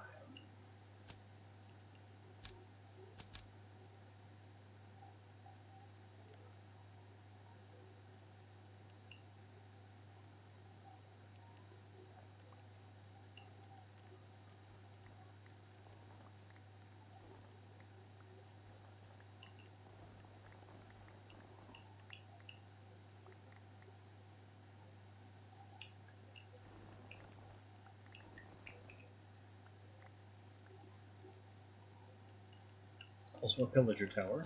Interesting. Snowballs melt into water. They don't emit schnapps in the Crimson Month, which is why we're here. I can turn them into snow blocks. And then I can smash them back into snowballs. And other than smashing, they can't just be crafted back into snowballs.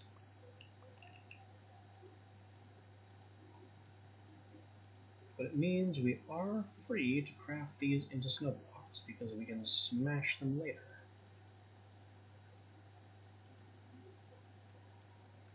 And get the snowballs back out.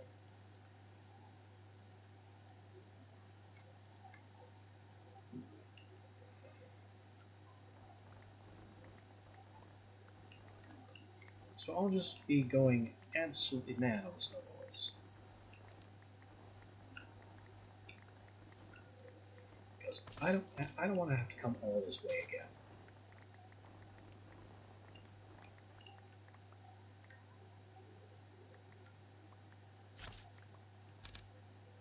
Let's magnetically scoop up our bounty.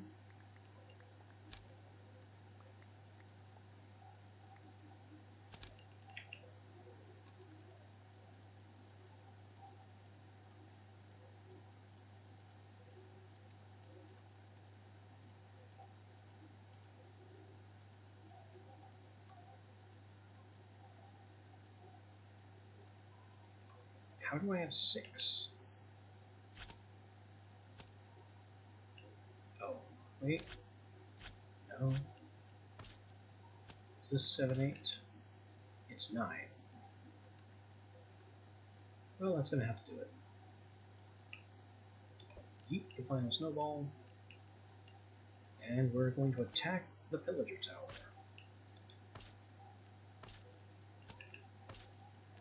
Which means changing bits.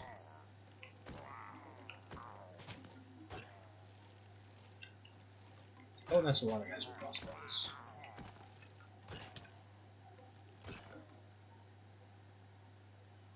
Not that it matters.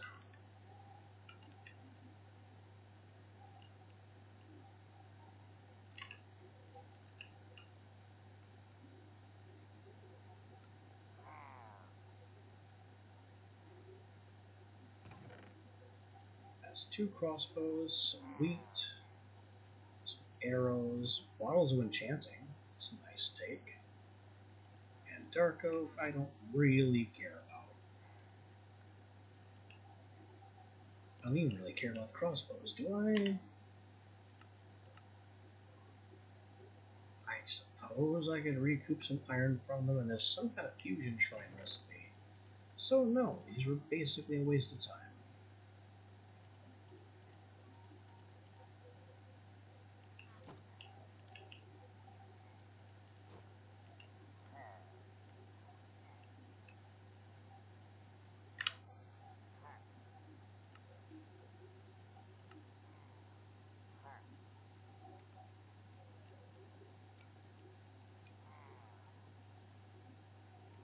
Let's get back east and go home. With the power of bounce.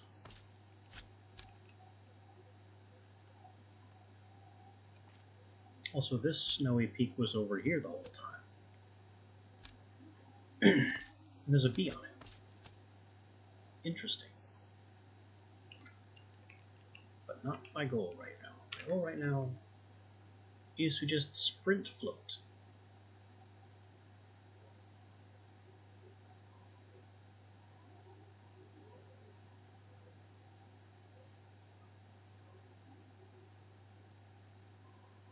I've got my magic floaty fun boots. And we're going to go as far as these take us.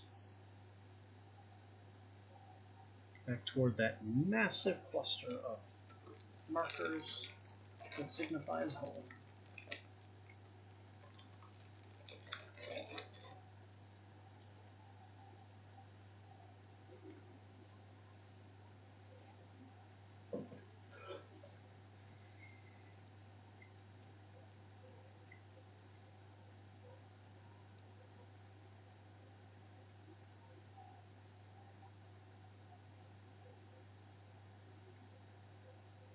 It's a very silly mode of transport.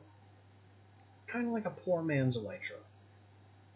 A very poor, destitute beggar's elytra.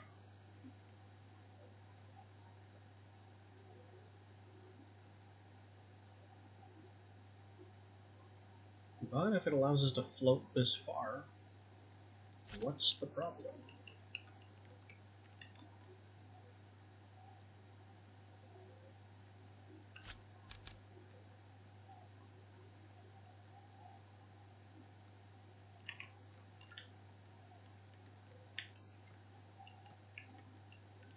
Was that a goat?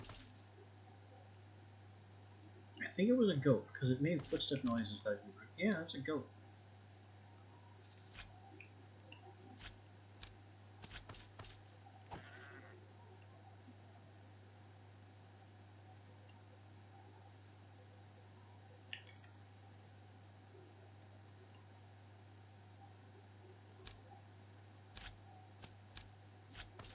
So yeah, the Cloud Step boots facilitate very, very long jumps, giving us an incredible boost to general mobility.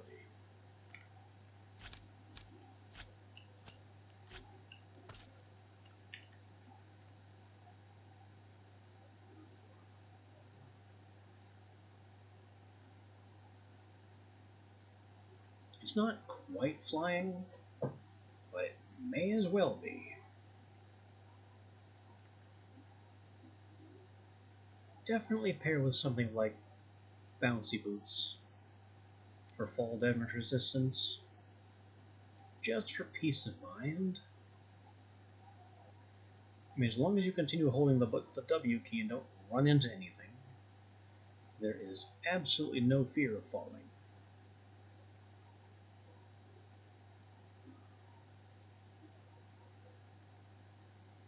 Especially since the Sky Sprint doesn't drain your hunger like a normal sprint does. It's also possible to just go ahead and snack up here. It causes a momentary slowdown, but all is well. I see some Shimmerstone back there. We have another giant hole in the ground.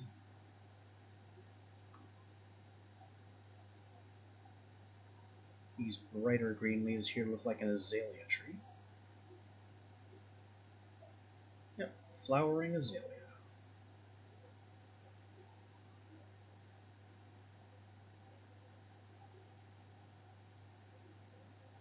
And we're just going to do this as far as it'll let us. Floating all the way home.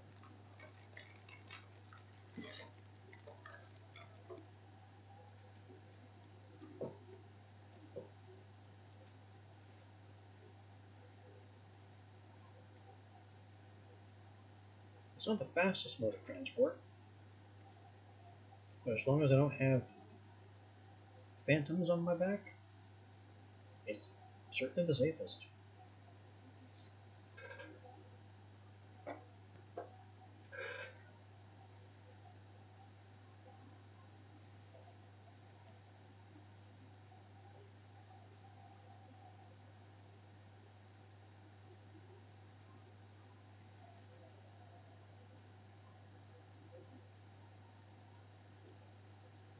Sky Slime's just dropping off that island to our right.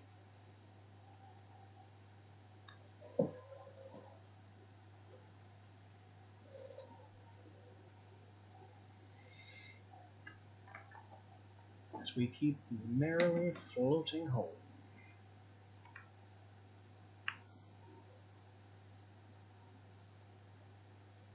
Running on the clouds.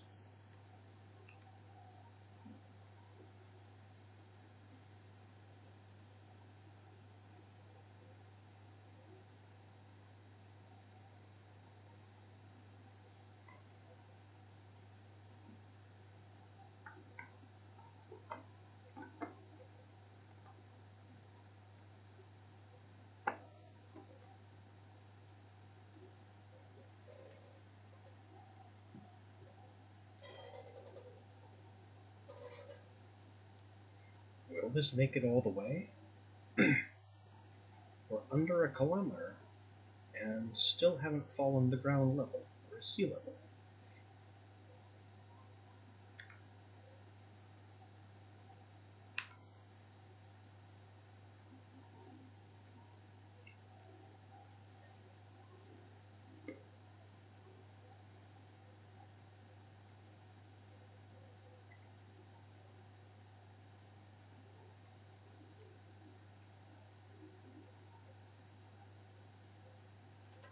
At this point, it's less a matter of showing off the boots and more I genuinely want to know if I'll make it.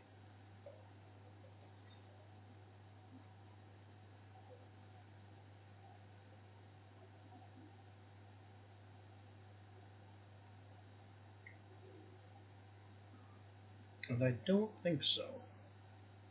It looks like the ocean is catching up to our feet.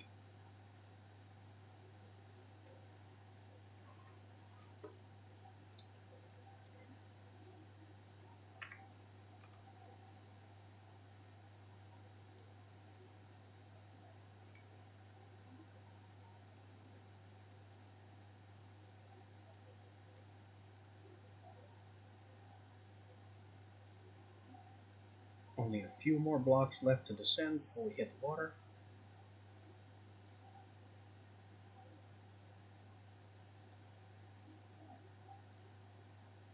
And that's it.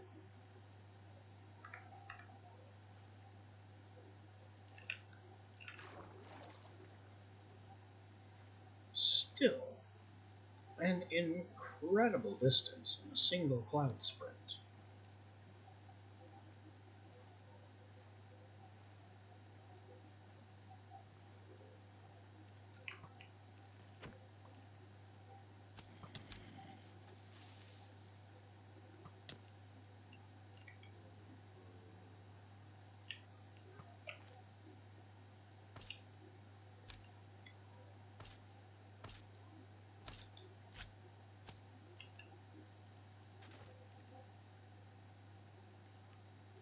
I should have finished the bridge when I made all those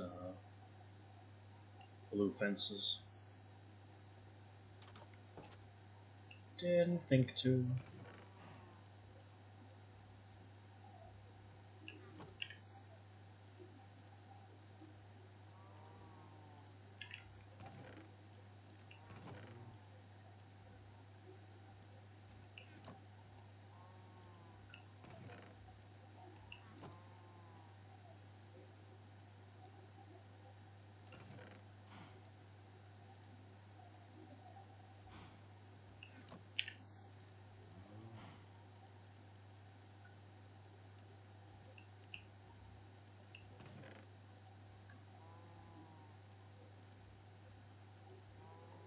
Alright, time to mash some yellow like crazy and also get some of these snow blocks into regular snow.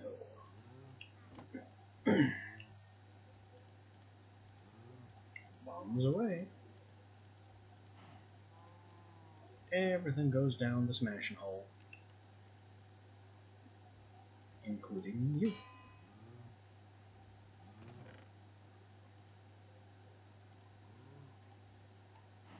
And I'm going to want at least 3 doses of that creme de menthe stuff.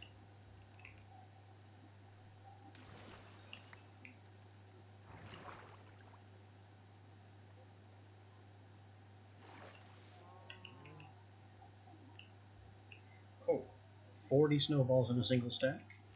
That's not legal.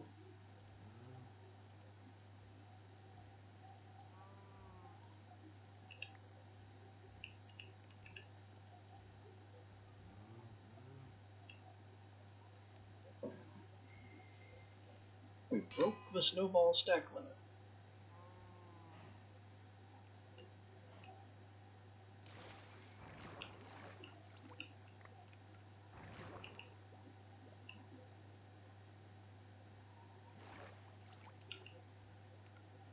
Oh, I also need to smash dandelions to get that tasty yellow dye out.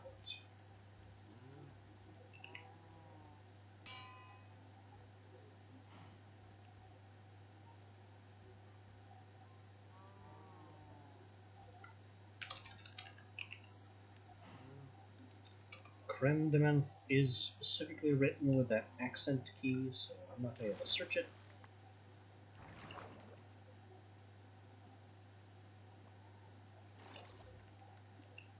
Gonna need to get the boat back.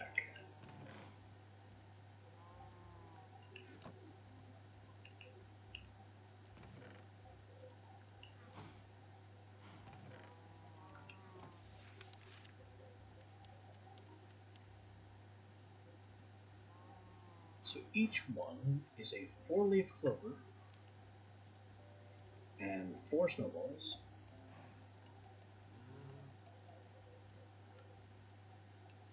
Oh, and I broke the stack magic.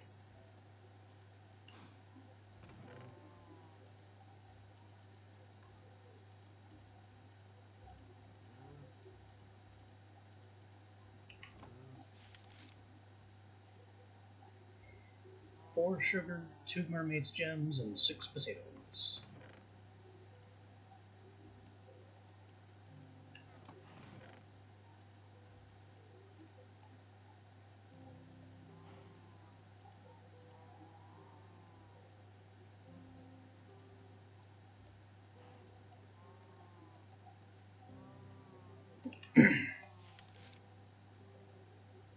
5 ingredients and the bucket of water.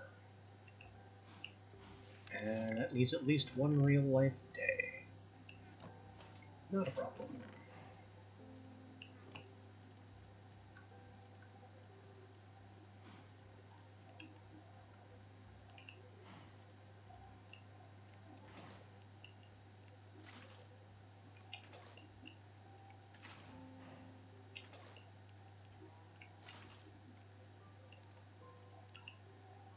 Clover. Snowball. Gem. Sugar. Tater. Clover. Snowball. Gem. Sugar. Tater. Clover. Snowball. Gem. Sugar. Tater.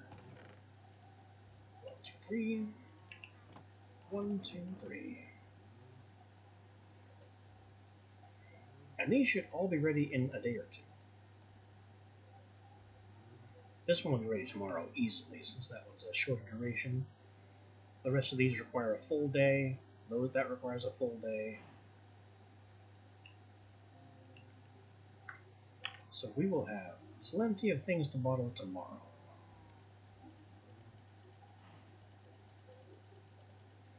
I also have this amaranth to plant.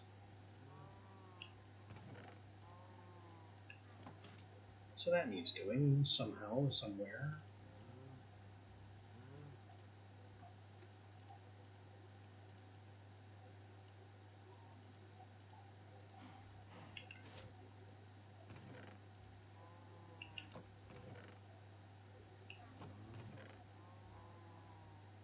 Moss carpet.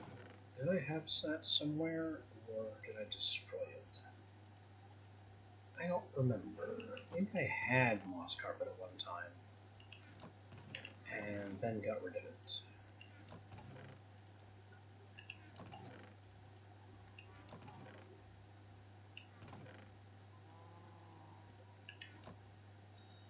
Citrine cluster has to be broken.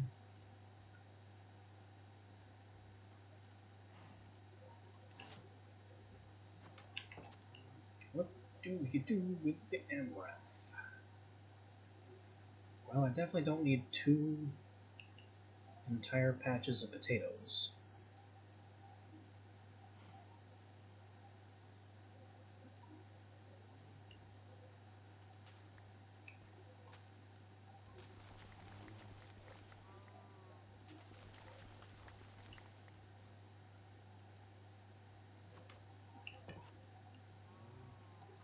Cook those potatoes. +2.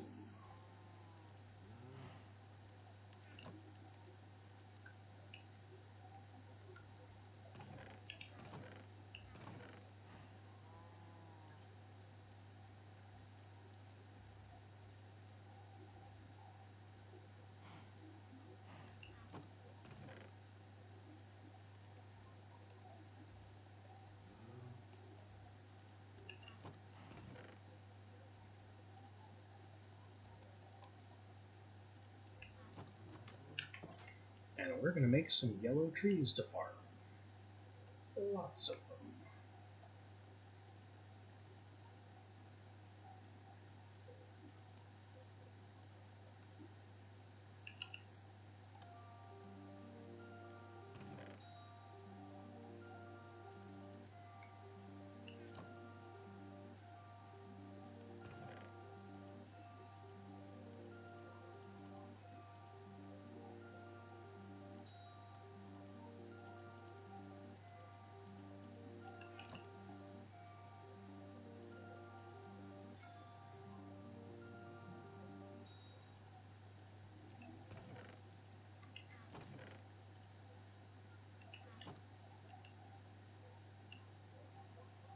And farm them we shall.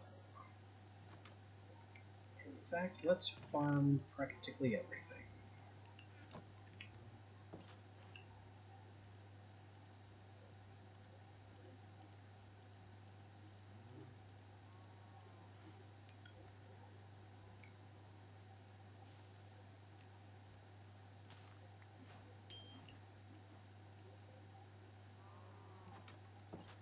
We've learned some things about Emreth.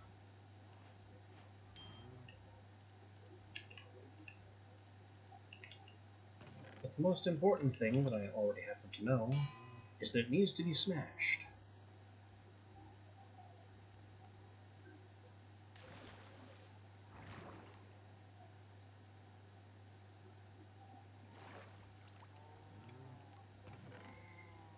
Because the only way to turn the fully grown plant back into grains is to anvil it.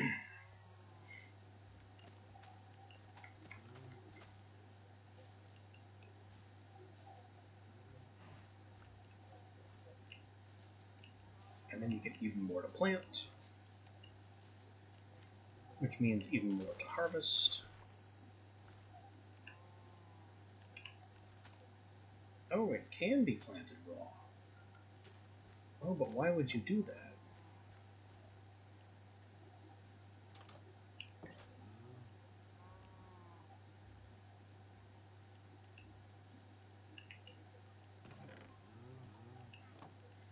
When you can smash it. That's the. I always put them there, and they don't go there.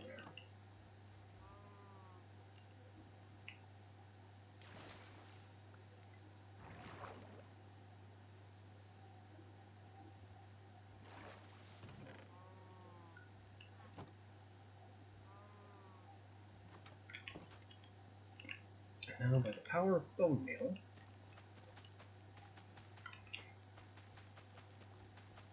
we have a full-fledged amaranth crop.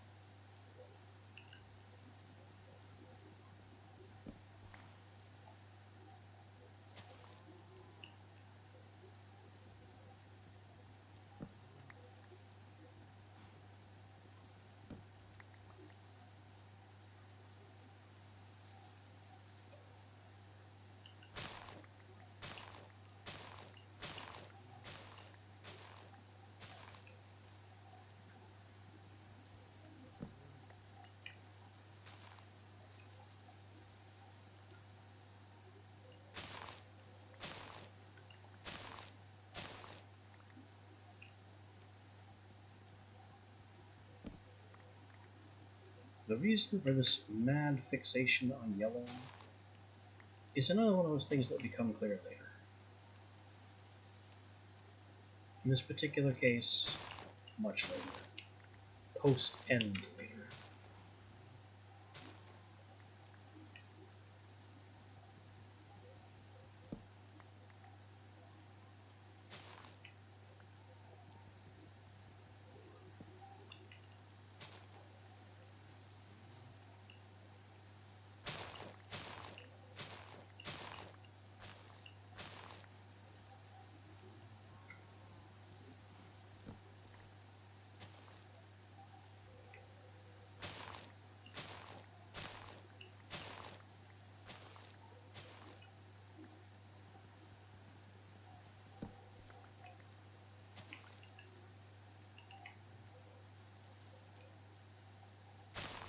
I'm getting sick of the rain, though.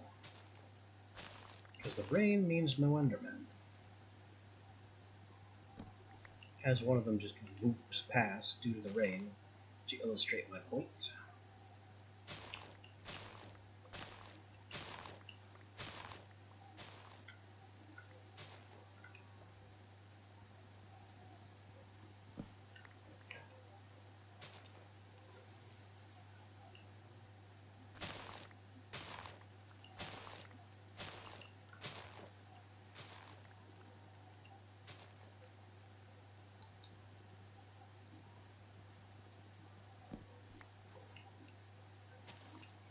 It is funny how my number of saplings is staying stable. I honestly expected to run out by now. I keep managing to fortune more.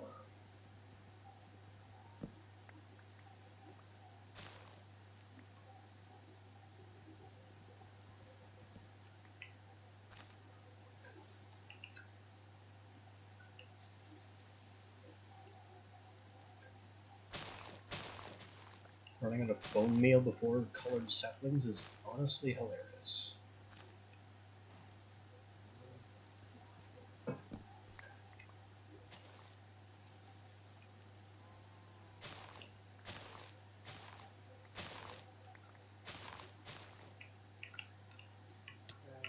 Really? Kill you too? Oh, there's two of you.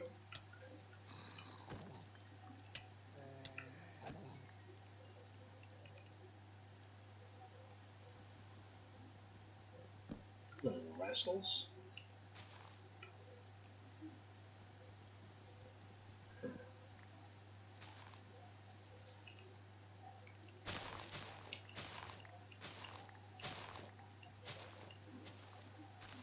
I may actually run out of Scythe Overslime before running out of saplings or bone meal, which would be even funnier.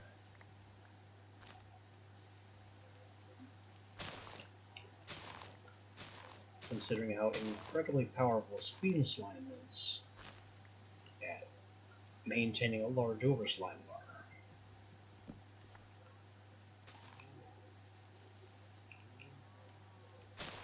Well, the saplings just keep coming.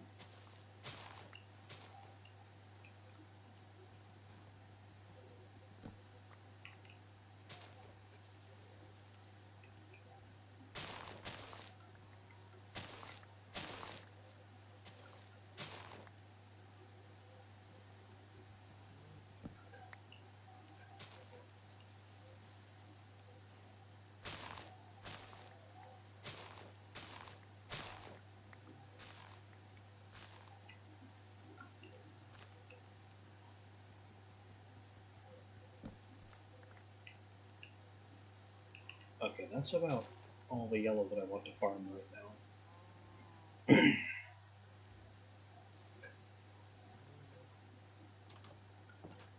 It is irritating and tedious to do by hand.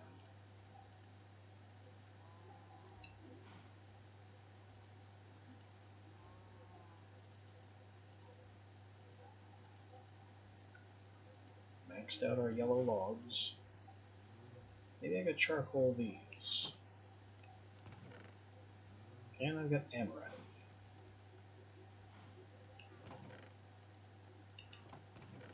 Also can't forget the magenta and the lime.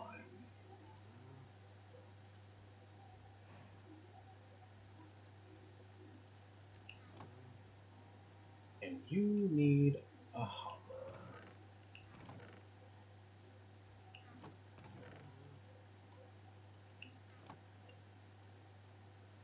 Yeah. Big lag spike there for nothing at all.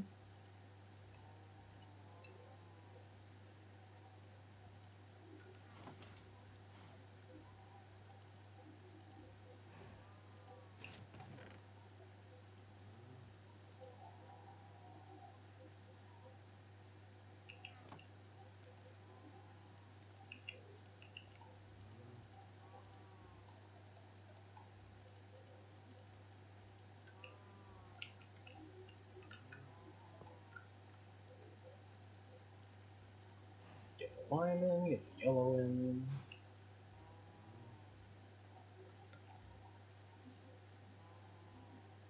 Interesting. That's where the flickering is. It briefly appears on top of the picker.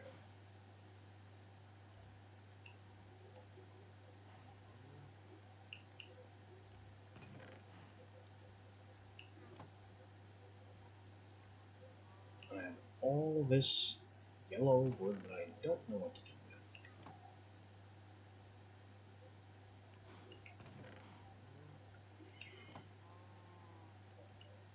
And we have 3 more barrel slots that I also don't know what to do with. Maybe we just make some basic beer.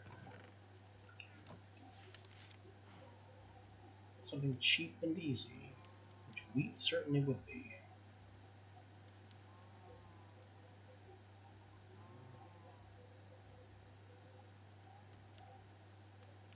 Is there anything that yields more than 4 doses? Doesn't look like it. Also, everything has changed here.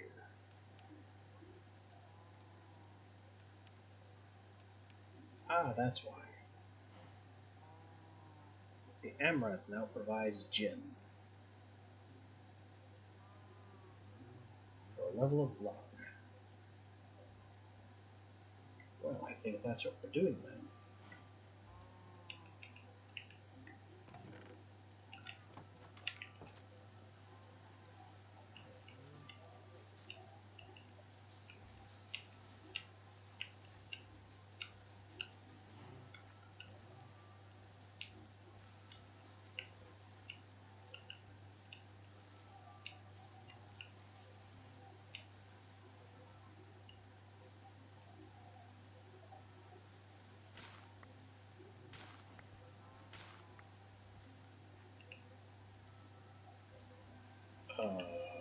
Where did it all go?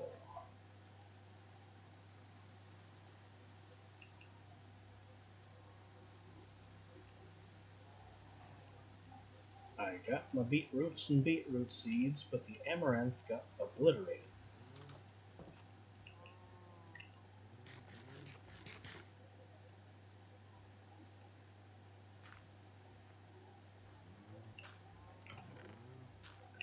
I'm sure that's just another case of... No, it can't be a case of gating. Because you can't have amaranth unless you've been through the color dike. It's hidden in there. So there's no reason to restrict amaranth to a special tool of any kind.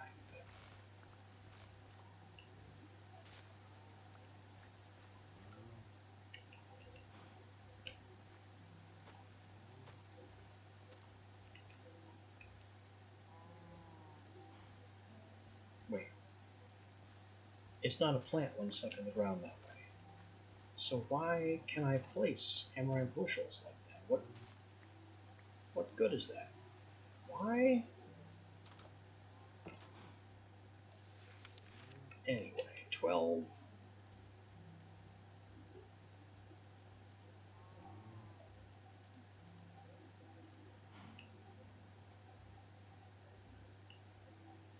Smash and plant the rest.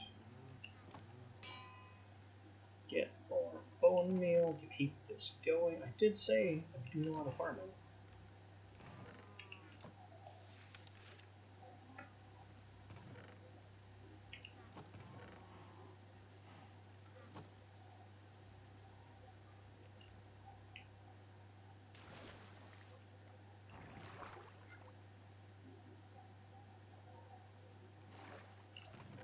Seriously, though, what is the point of placing amaranth bushels?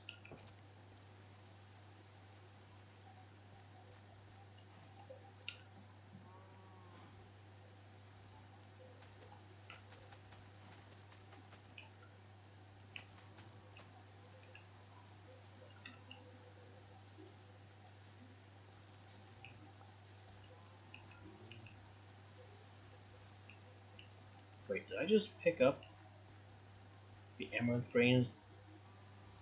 No, I picked up 3.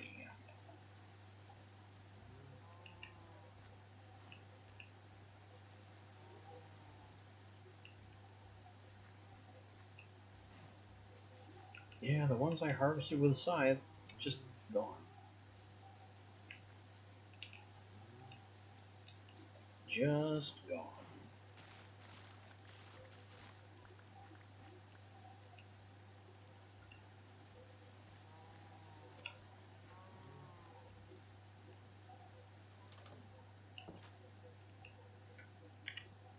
So amaranth can go into suspicious stew, it can be smashed into grains, it has something to do with the distiller, has some other mysterious recipes.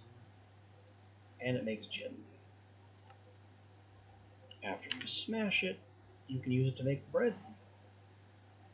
Wee! Triple meat pot pie. Okay, that's got something going for it. That's actually crazy. Saturation 2 for 10 minutes, 5 seconds of regeneration, and that is a food value and a half. Scone Star Candy. Why would I want to do that with all these expensive ingredients when I can just make clotted cream, which does the same thing? Oh, this cures a single negative, and this cures all. That's a bit different.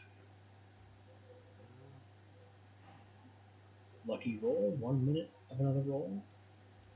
No thanks, I'm making booze that does that so much better. Honey pastry, that's worthless. It's expensive and worthless.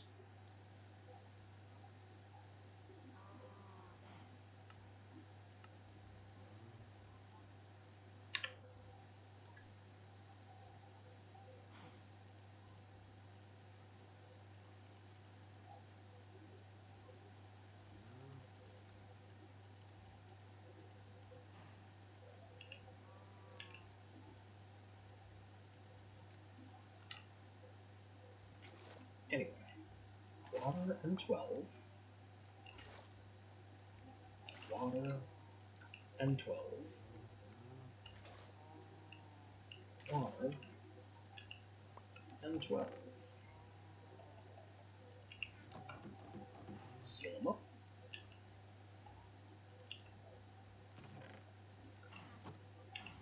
Re-smash about half.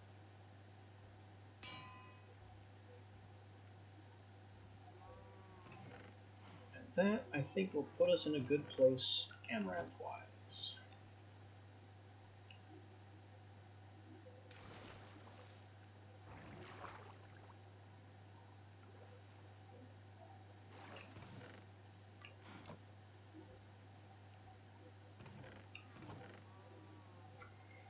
We now have all the brewing waiting for us tomorrow. I don't need this, right? Does this do anything? Makes magma cake. I made magma cake. It's terrible.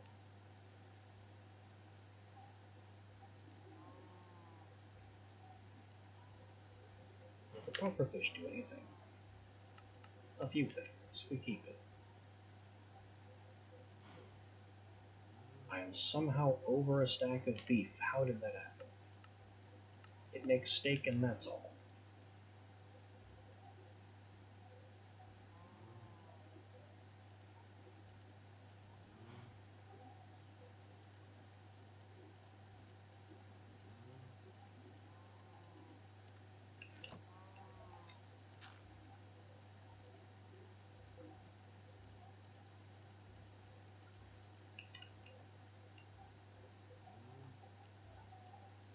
Here's all the iron. I don't remember why I wanted the iron.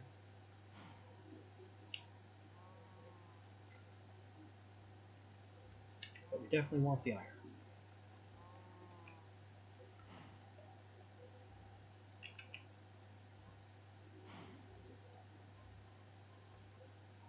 Do I want the iron for a reinforcement?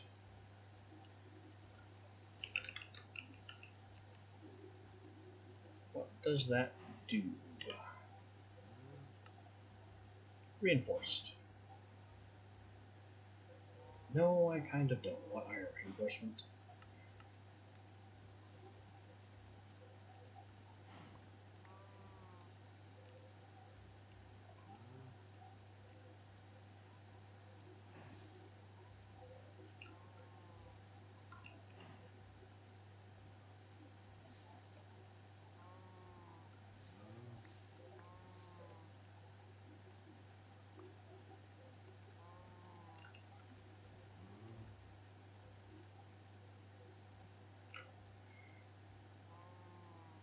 And now we have more iron.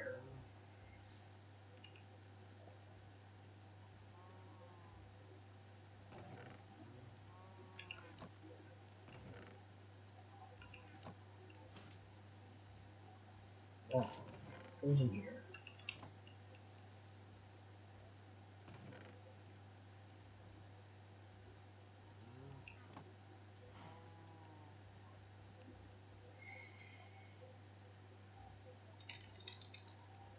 And we're in a pretty good spot in terms of, well, almost everything at this rate.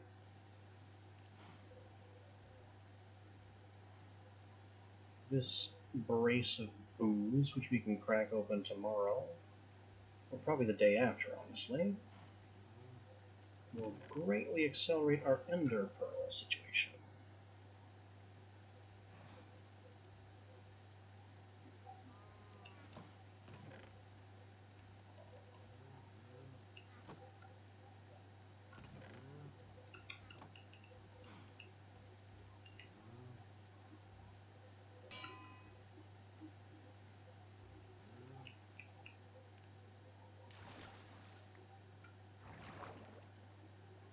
And we'll have to use them as Ender Eyes to find the End Stronghold.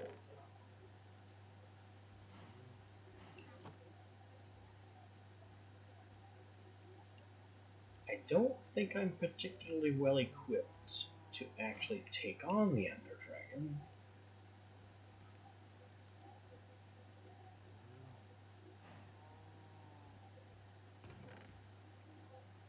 It'll definitely require a brace of bottles. Like a full stack of bottles to collect Dragon's Breath. Just to be ready on that front. That should be enough TNT.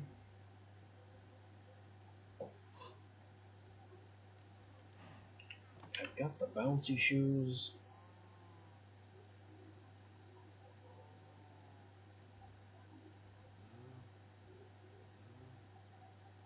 So we're basically okay.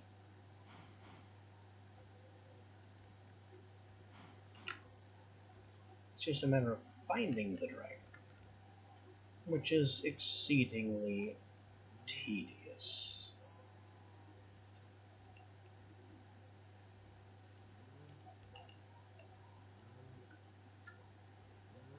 I'll just slurp up half of this yellow, because you can only take half.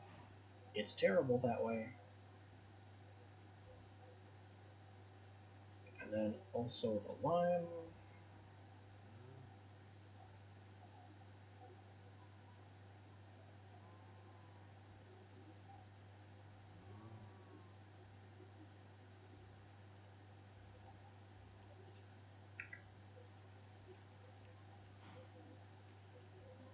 I may want more yellow besides, but, you know, it's a pain. It's a pain to just keep harvesting colored trees. There's no other way to do it. There just isn't.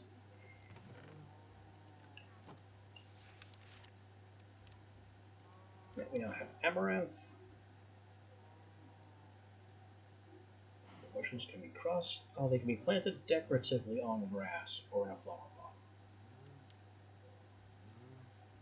There's the honey pastry, the scone, and the triple meat pot pie. Powerful.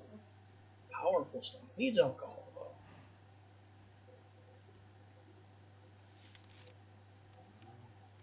The star candy. Tasty, tasty stardust.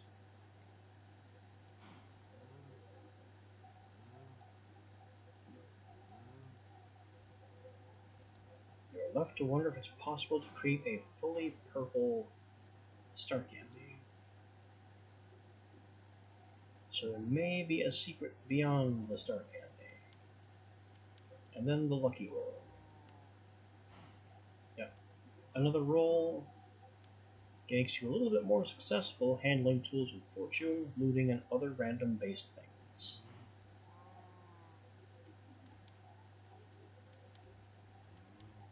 You also now make the item roundel, which holds up to 6 stacks.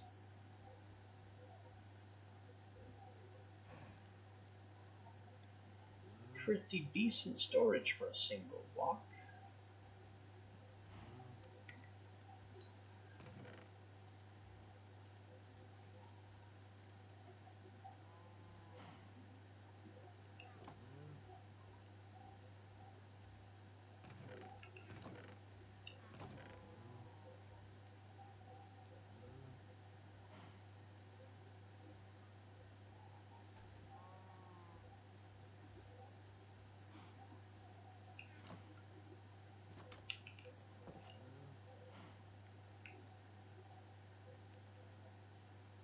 Oh, I need to plant those amaranth grains instead of storing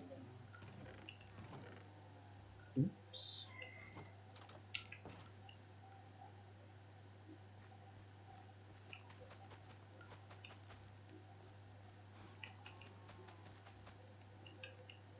That's better.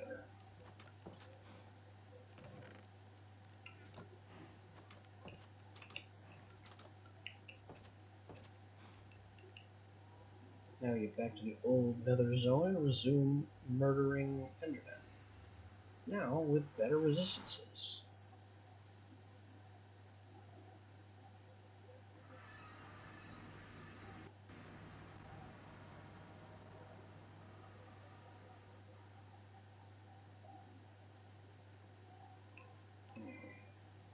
Swapping dimensions is a massive pain and takes a long time.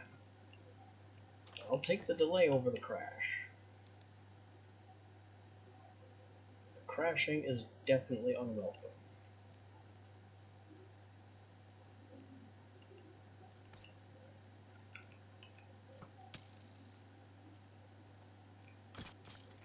And things are still very laggy here.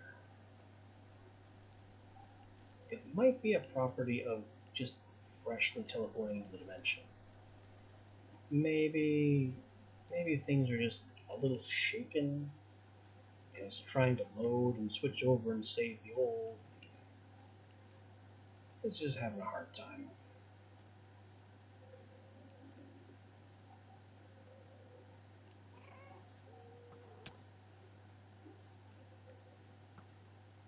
Skeletons are still good shots despite the lag.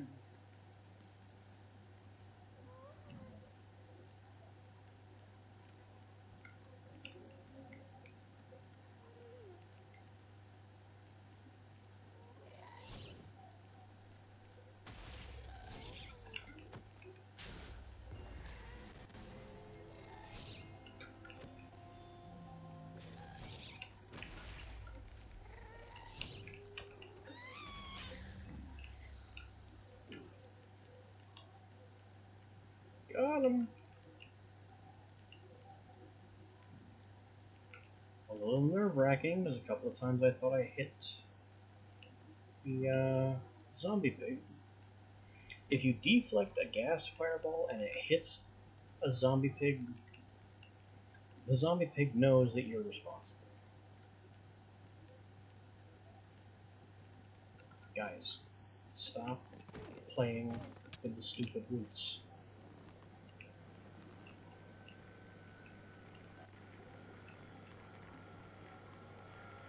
Well, where'd he go?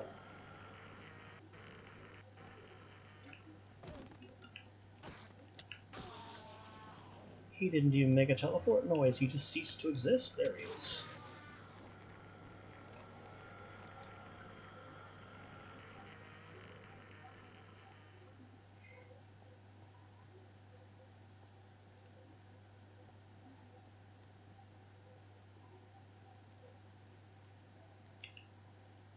Now, the big mistake I made was diving down into the depths to chase about 5 Endermen.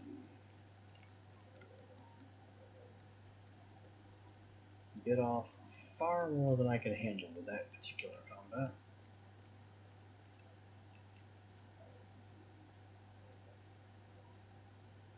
Hey you, come see me.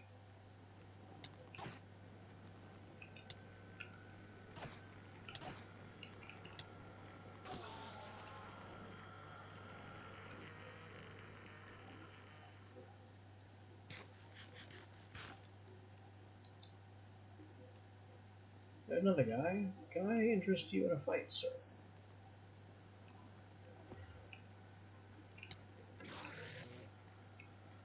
It's a rousing bout of fisticuffs.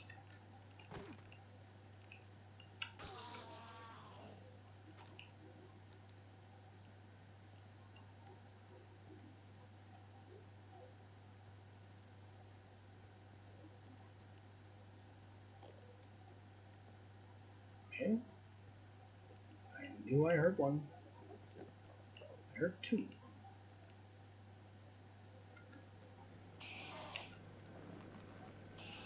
If you would both please come up here and say hello.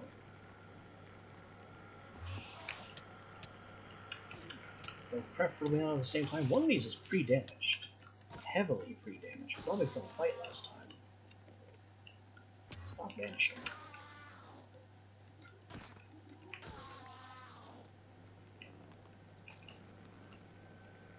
Alright, we're getting somewhere on the Ender Pearl stock.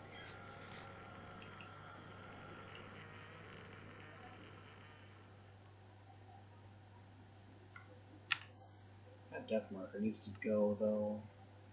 Goodbye. Don't need you clogging up my visual space.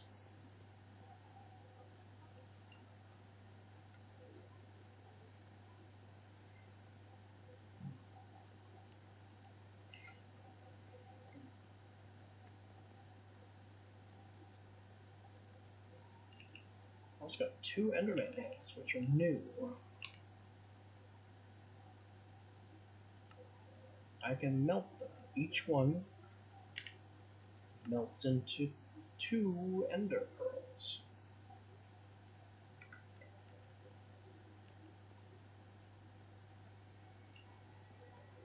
So I actually have 7 Ender Pearls right now.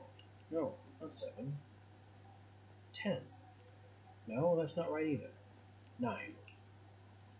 5, 6, 7, 8, 9. I got there eventually.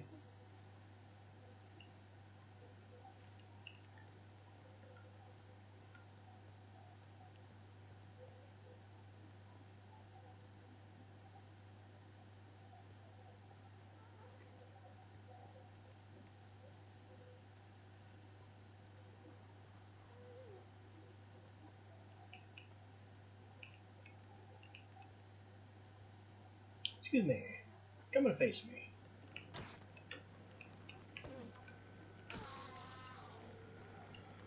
You, next. Oh, I had hoped for just one of you. But 2 will have to do.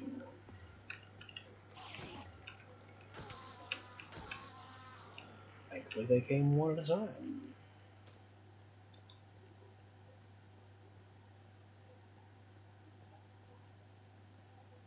Can I challenge anyone else with a good old-fashioned staring contest?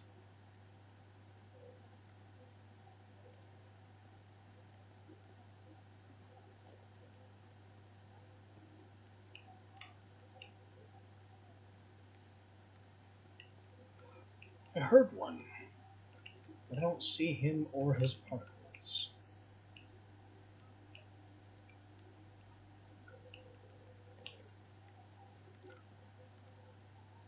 It sounds like he's in the basalt somewhere.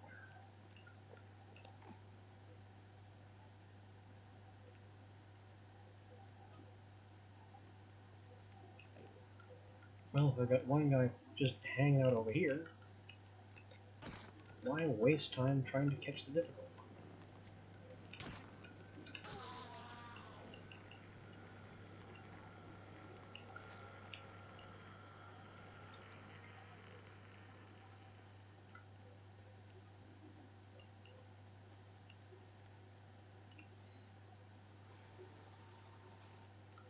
Someone down there, expose your face so I can stare at it and make you mad.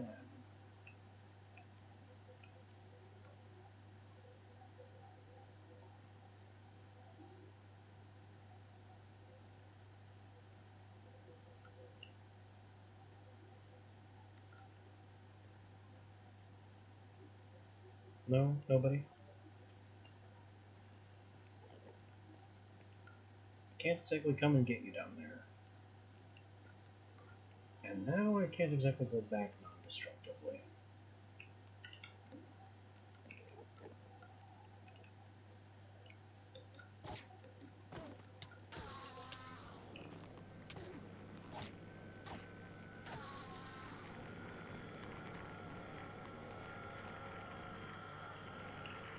The hunt.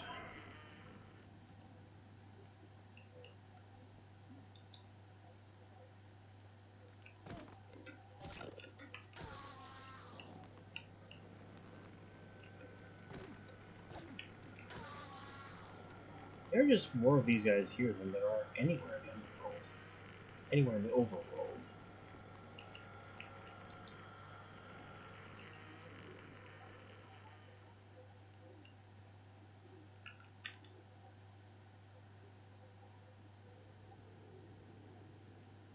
Oops. Made that one mad.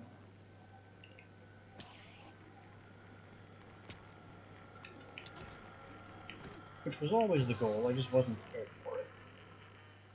And now you.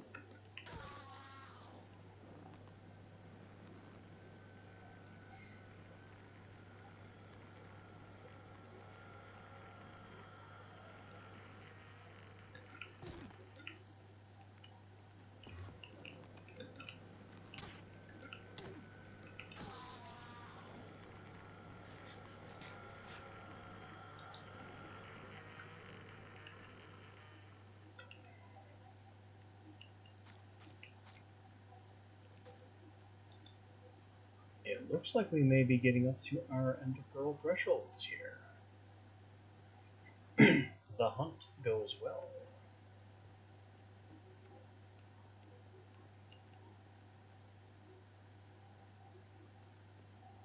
We just need to find even more skinny victims. Oh, I'll take this too.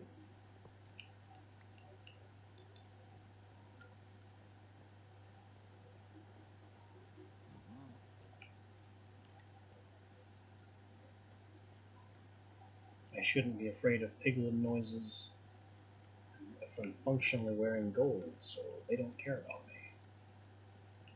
Hey, you. Let's you and me fight. Come get me. Oh, he coming. And then there's one up there. Come on.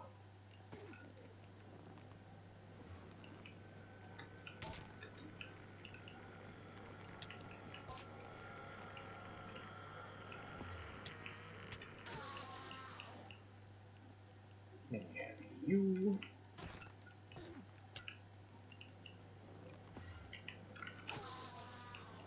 Maybe this is why Hoglins are afraid of warped wood or warped fungus. Because warped fungus almost always means Enderman.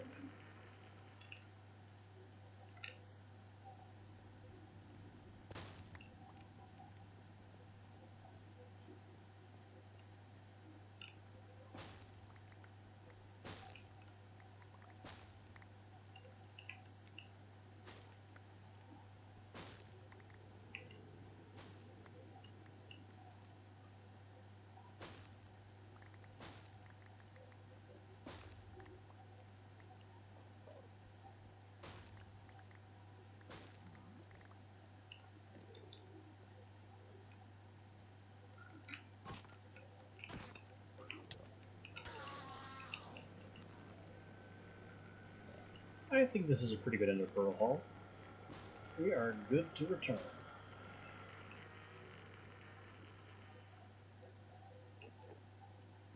It's just a matter of figuring out how to do that.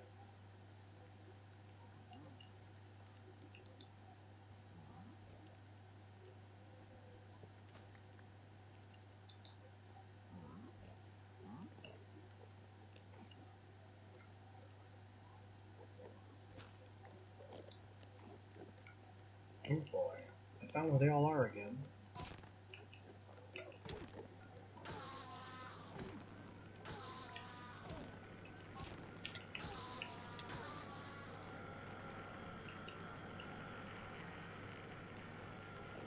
Just a gaggle of them here.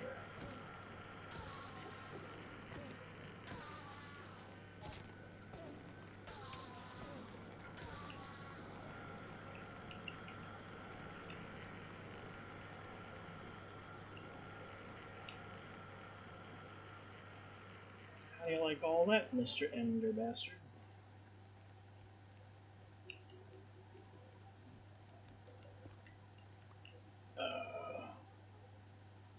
Well, I ain't going that way.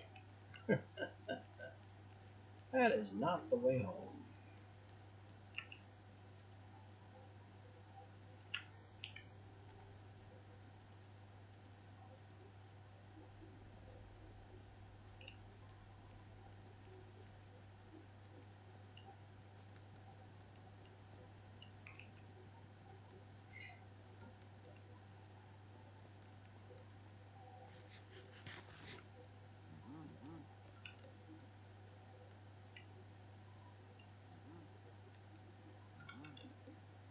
I may have to make a way home. No, not quite. That's familiar. Which means I can take this finally.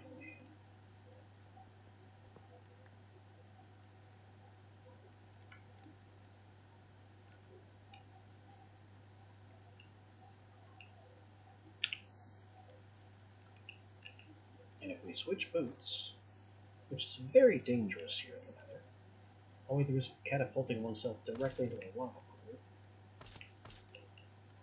maybe I can get up to that bridge and go get some Ichor crystals to further improve our strength enhancement. That's a high up boost though, so maybe not quite. Doesn't go high enough. But maybe it will from here, which is higher. This looks a lot more possible.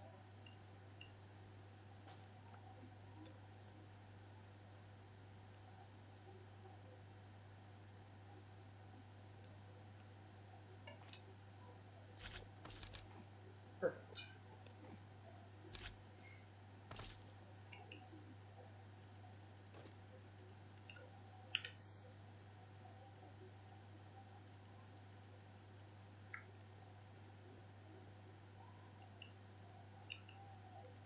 And now I know where I am.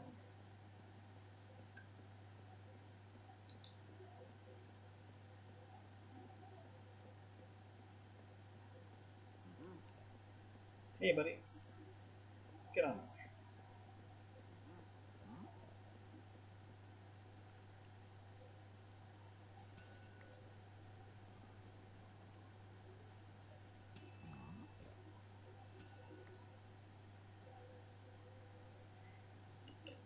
That's it? Just the 3 crystal clusters? Oop, no, here's the 4th.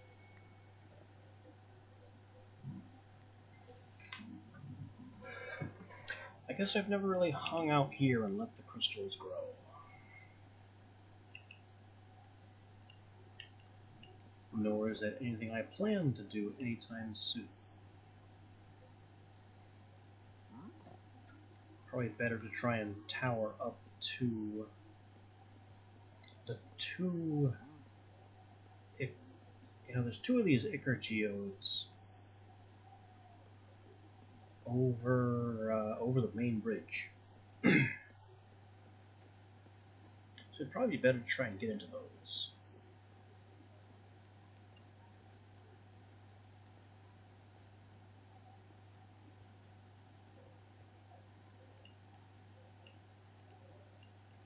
Anyway, caused a bunch of damage, harvested, frankly, a very decent amount of ender pearls from these jerks.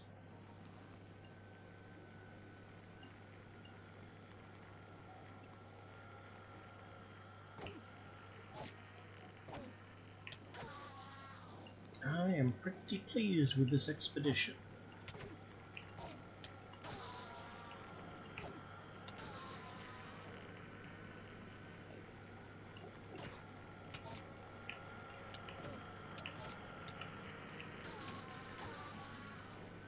Now all we have to do is get home alive.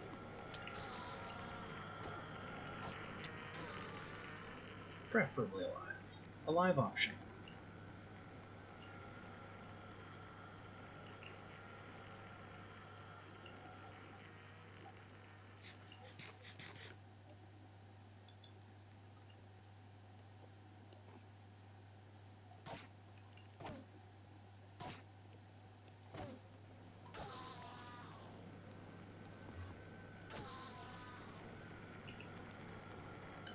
knew I had to wait because there was another one.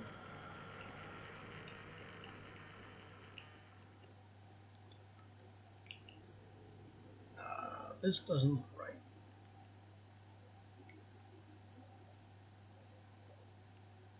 I need to be over there, and I think I've taken a wrong turn somewhere. We may actually be too high up, which would honestly be a surprise for this terrain.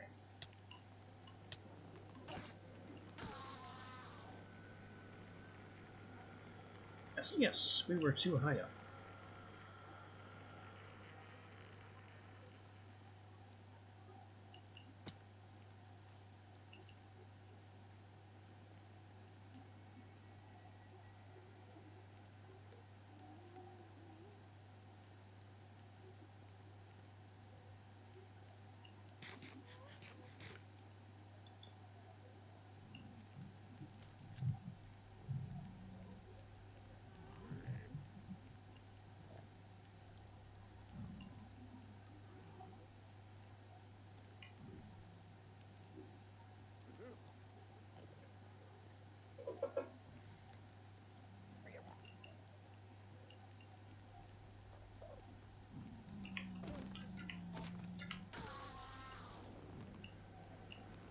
Jeez, they're everywhere that I don't want them to be.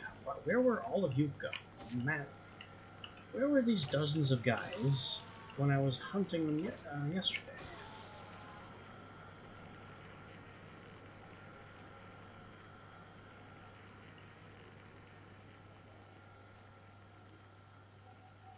What a pain.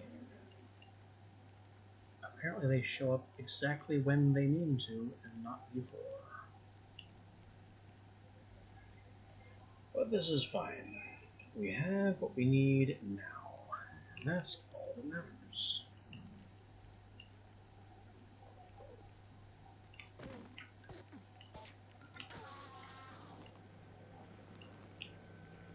Though it does also mean that I'm perfectly happy to maul any that I find on the way.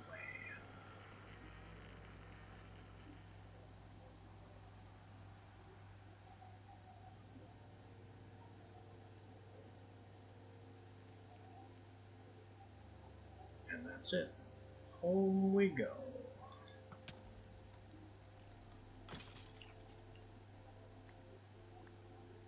Past additional morons that don't understand they're a little outclassed now.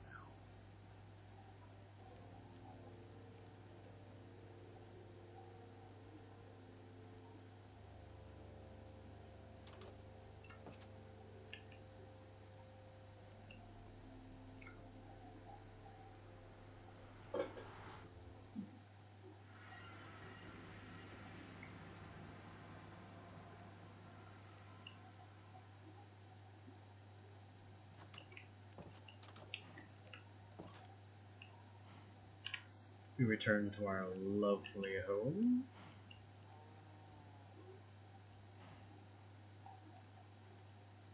Melt the heads. Look at all these pearls now. We're in a very good position for pearls.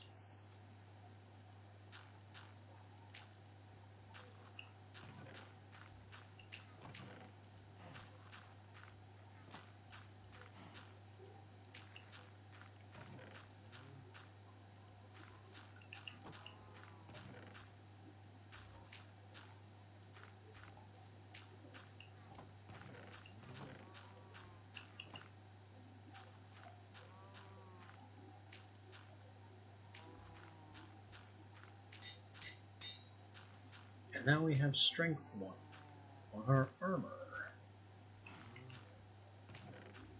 Some Ichor to spare.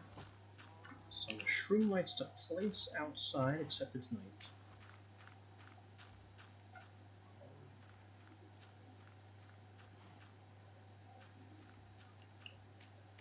This might be enough to finish the lighting project.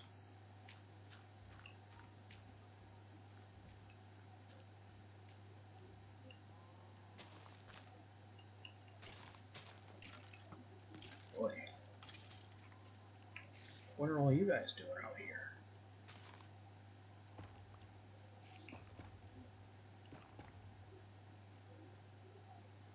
Yes, that is all the lights I need. Good.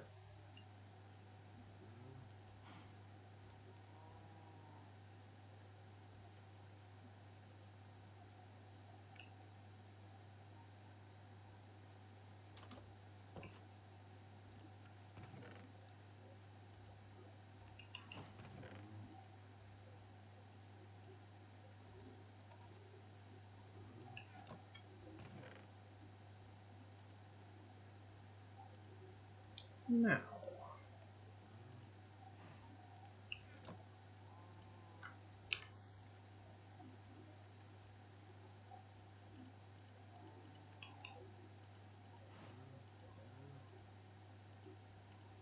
we're going to start with 5.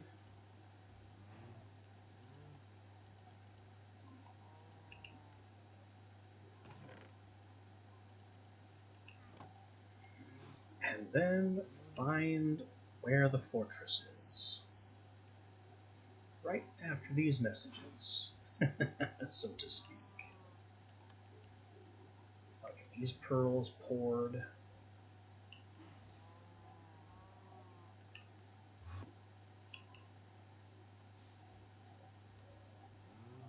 And while that happens, I will take a short pause. Back shortly.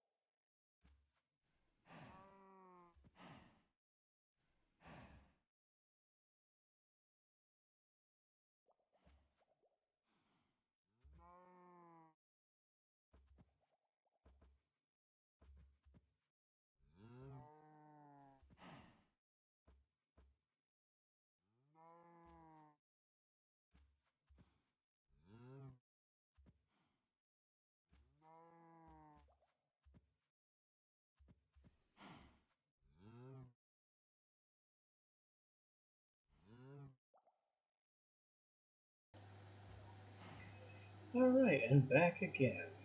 So, here's the plan. I am going to grab everything that might be necessary or helpful.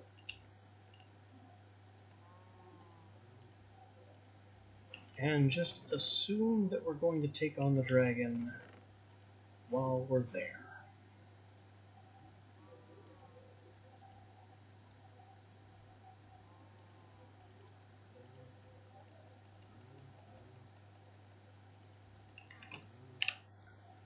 No return trip.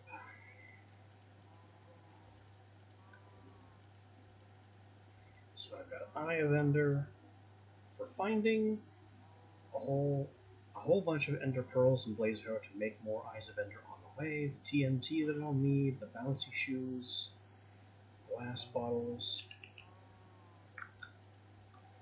all the arrows I own.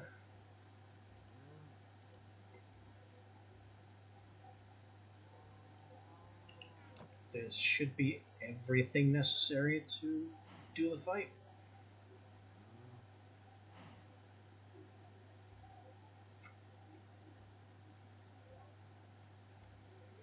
A bucket of water might be nice too, just to create an area that's safe from the Endermen themselves. Keep that in my pocket.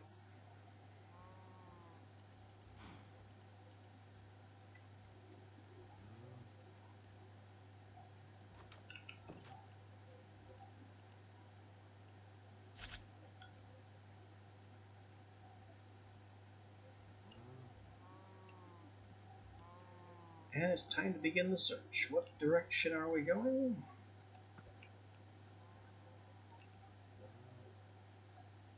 Gotcha.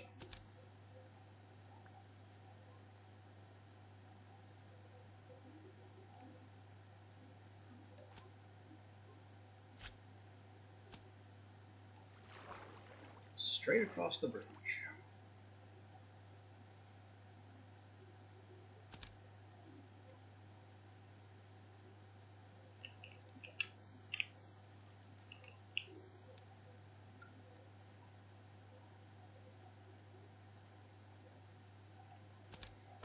I'm expecting it to be a very long way because we set up camp pretty much near spawn.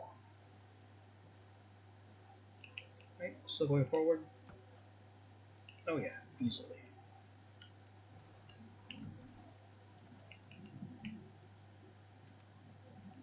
And we lost it. Thank you. Onward.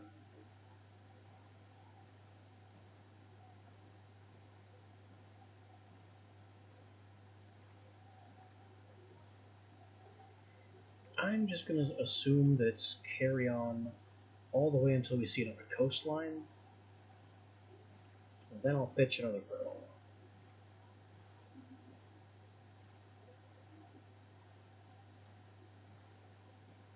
And if that pearl says to go backwards, well, then we'll have a lot of ocean to cover, won't we?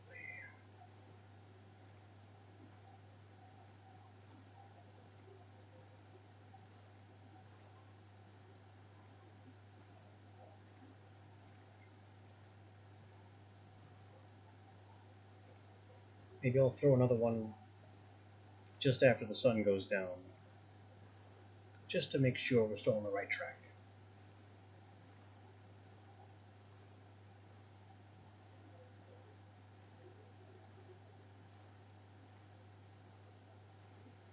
It looks like sundown and land ho will happen at roughly the same time.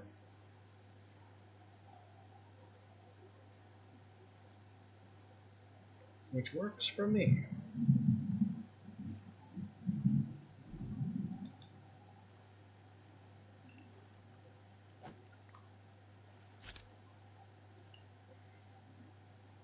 And get somewhere high up so I can see.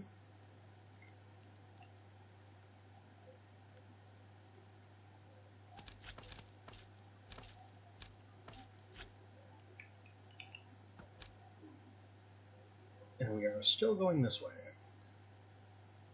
And my eye shattered.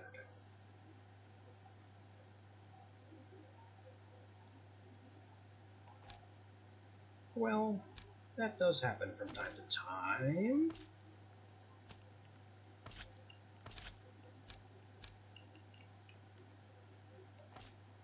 Random woodland mansion. In the wrong biome.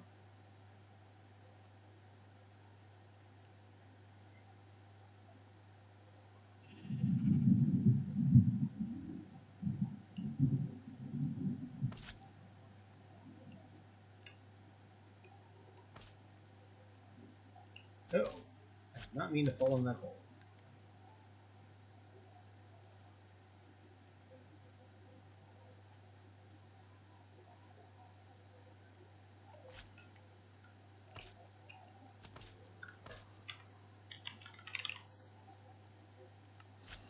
I'll just leave that marked for another time, because that is not today's goal.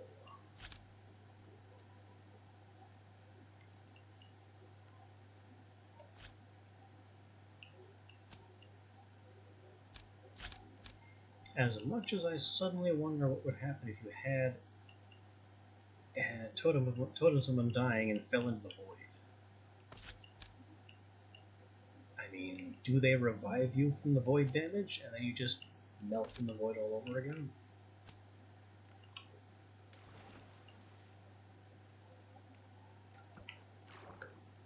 Uh-oh. I must be close for it to suddenly turn due north.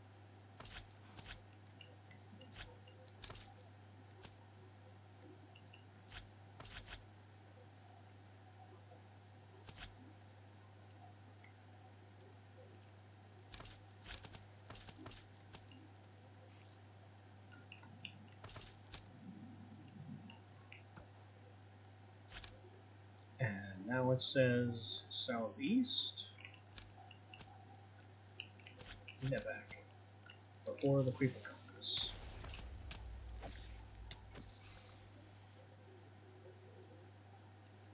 That was southeast-ish? That means it's gotta be around here somewhere. Where'd it go?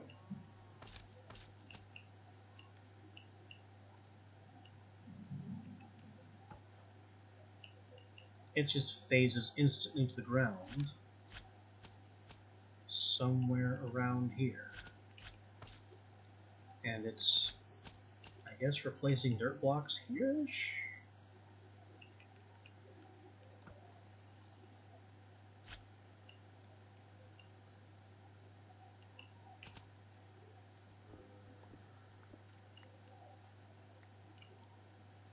Okay, I got one back here.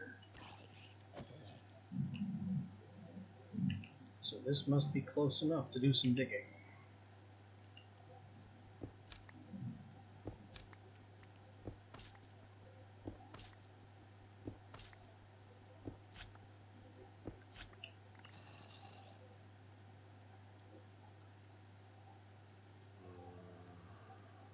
The other pearls did not end up in this cave.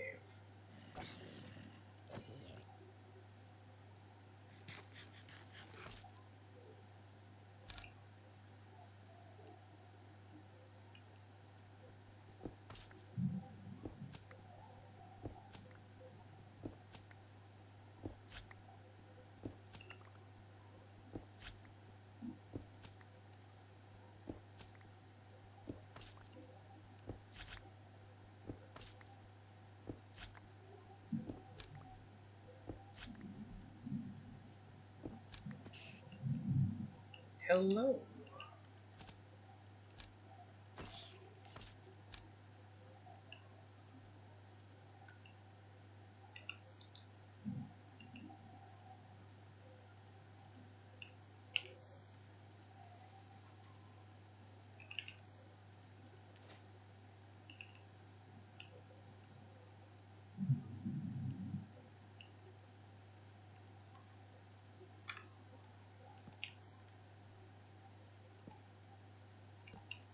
So the stronghold has been found.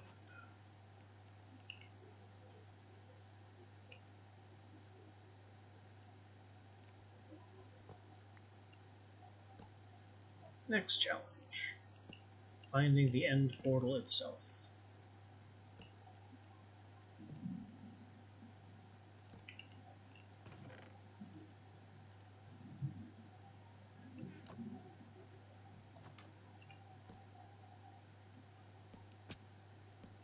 Ow. Libraries are nice too.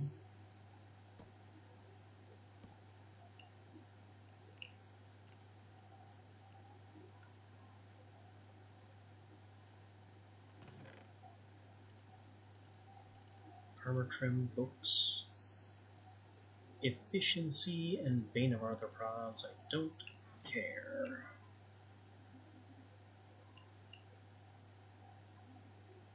Where's the second floor ladder? Does this library not? This library doesn't have a second floor.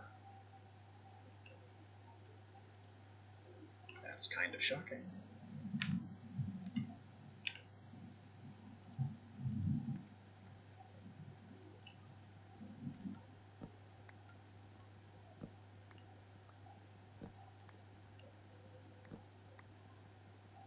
Well, I still intend to claim a positively stupid amount of books for later use in enchanting.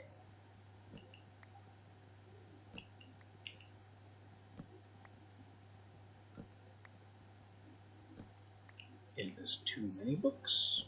Absolutely. Is that going to stop me? Absolutely not.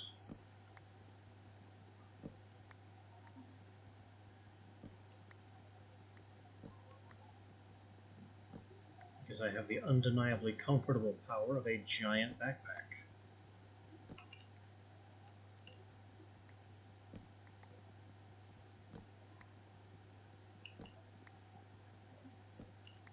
So I'm going to follow the pirate code, take what I can, and give nothing back.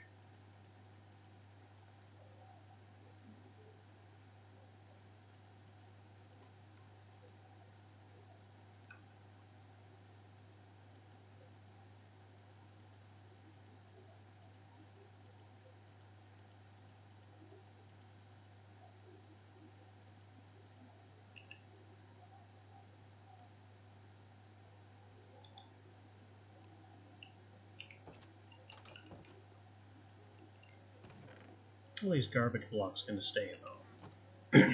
Don't need those. This is where I came in. That's where I just was. So we'll continue counterclockwise. Iron armor to melt. And an apple.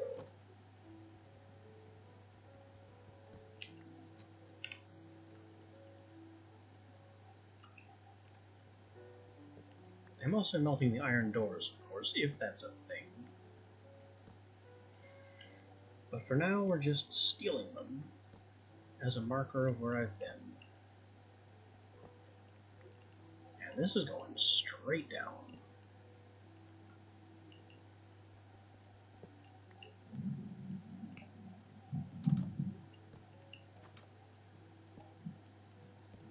Fountain room. Ah, and here we are.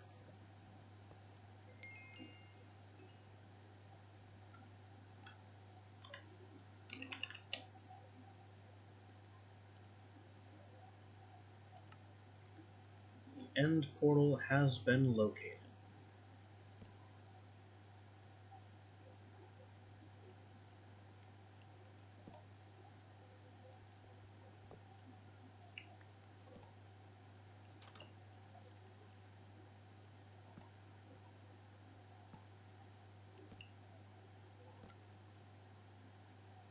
Everything else will be going twists and turns and dead ends.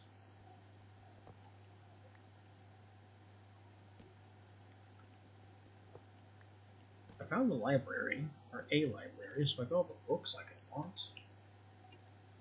And strongholds don't have a lot of other unique loot. Read none.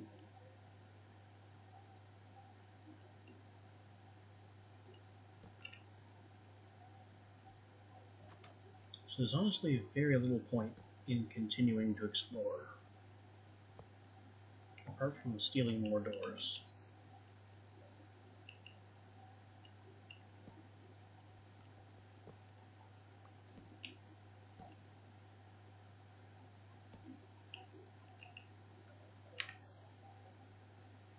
But at 2 ingots of iron apiece, stealing doors is not a bad plan.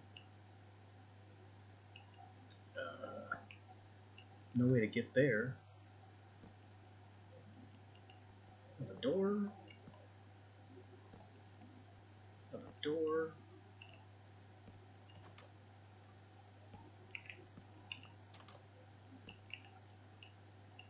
That's a creeper to sell. You can keep your door.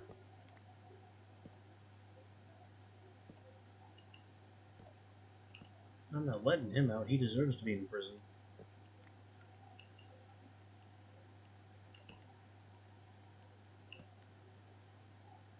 And I'm pretty much out of torches.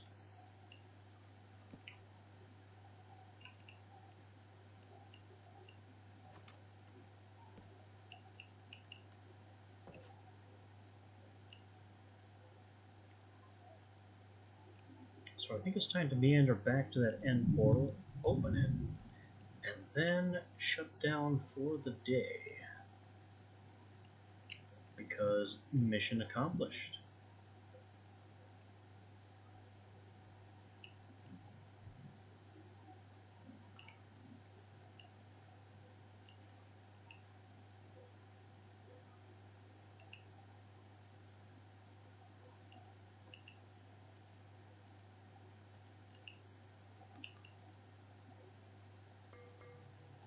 One, two, three. Okay, 1, 2, 3. Yeah, 3, 4, 5, 6, 7 more.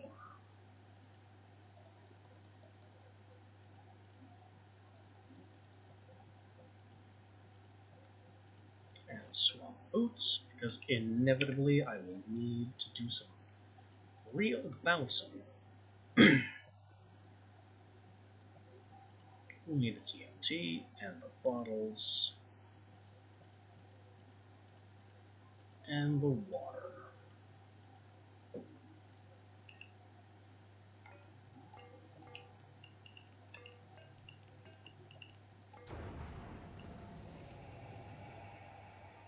And there we go. The way is open. I will see you next time when we go in there and cause some trouble.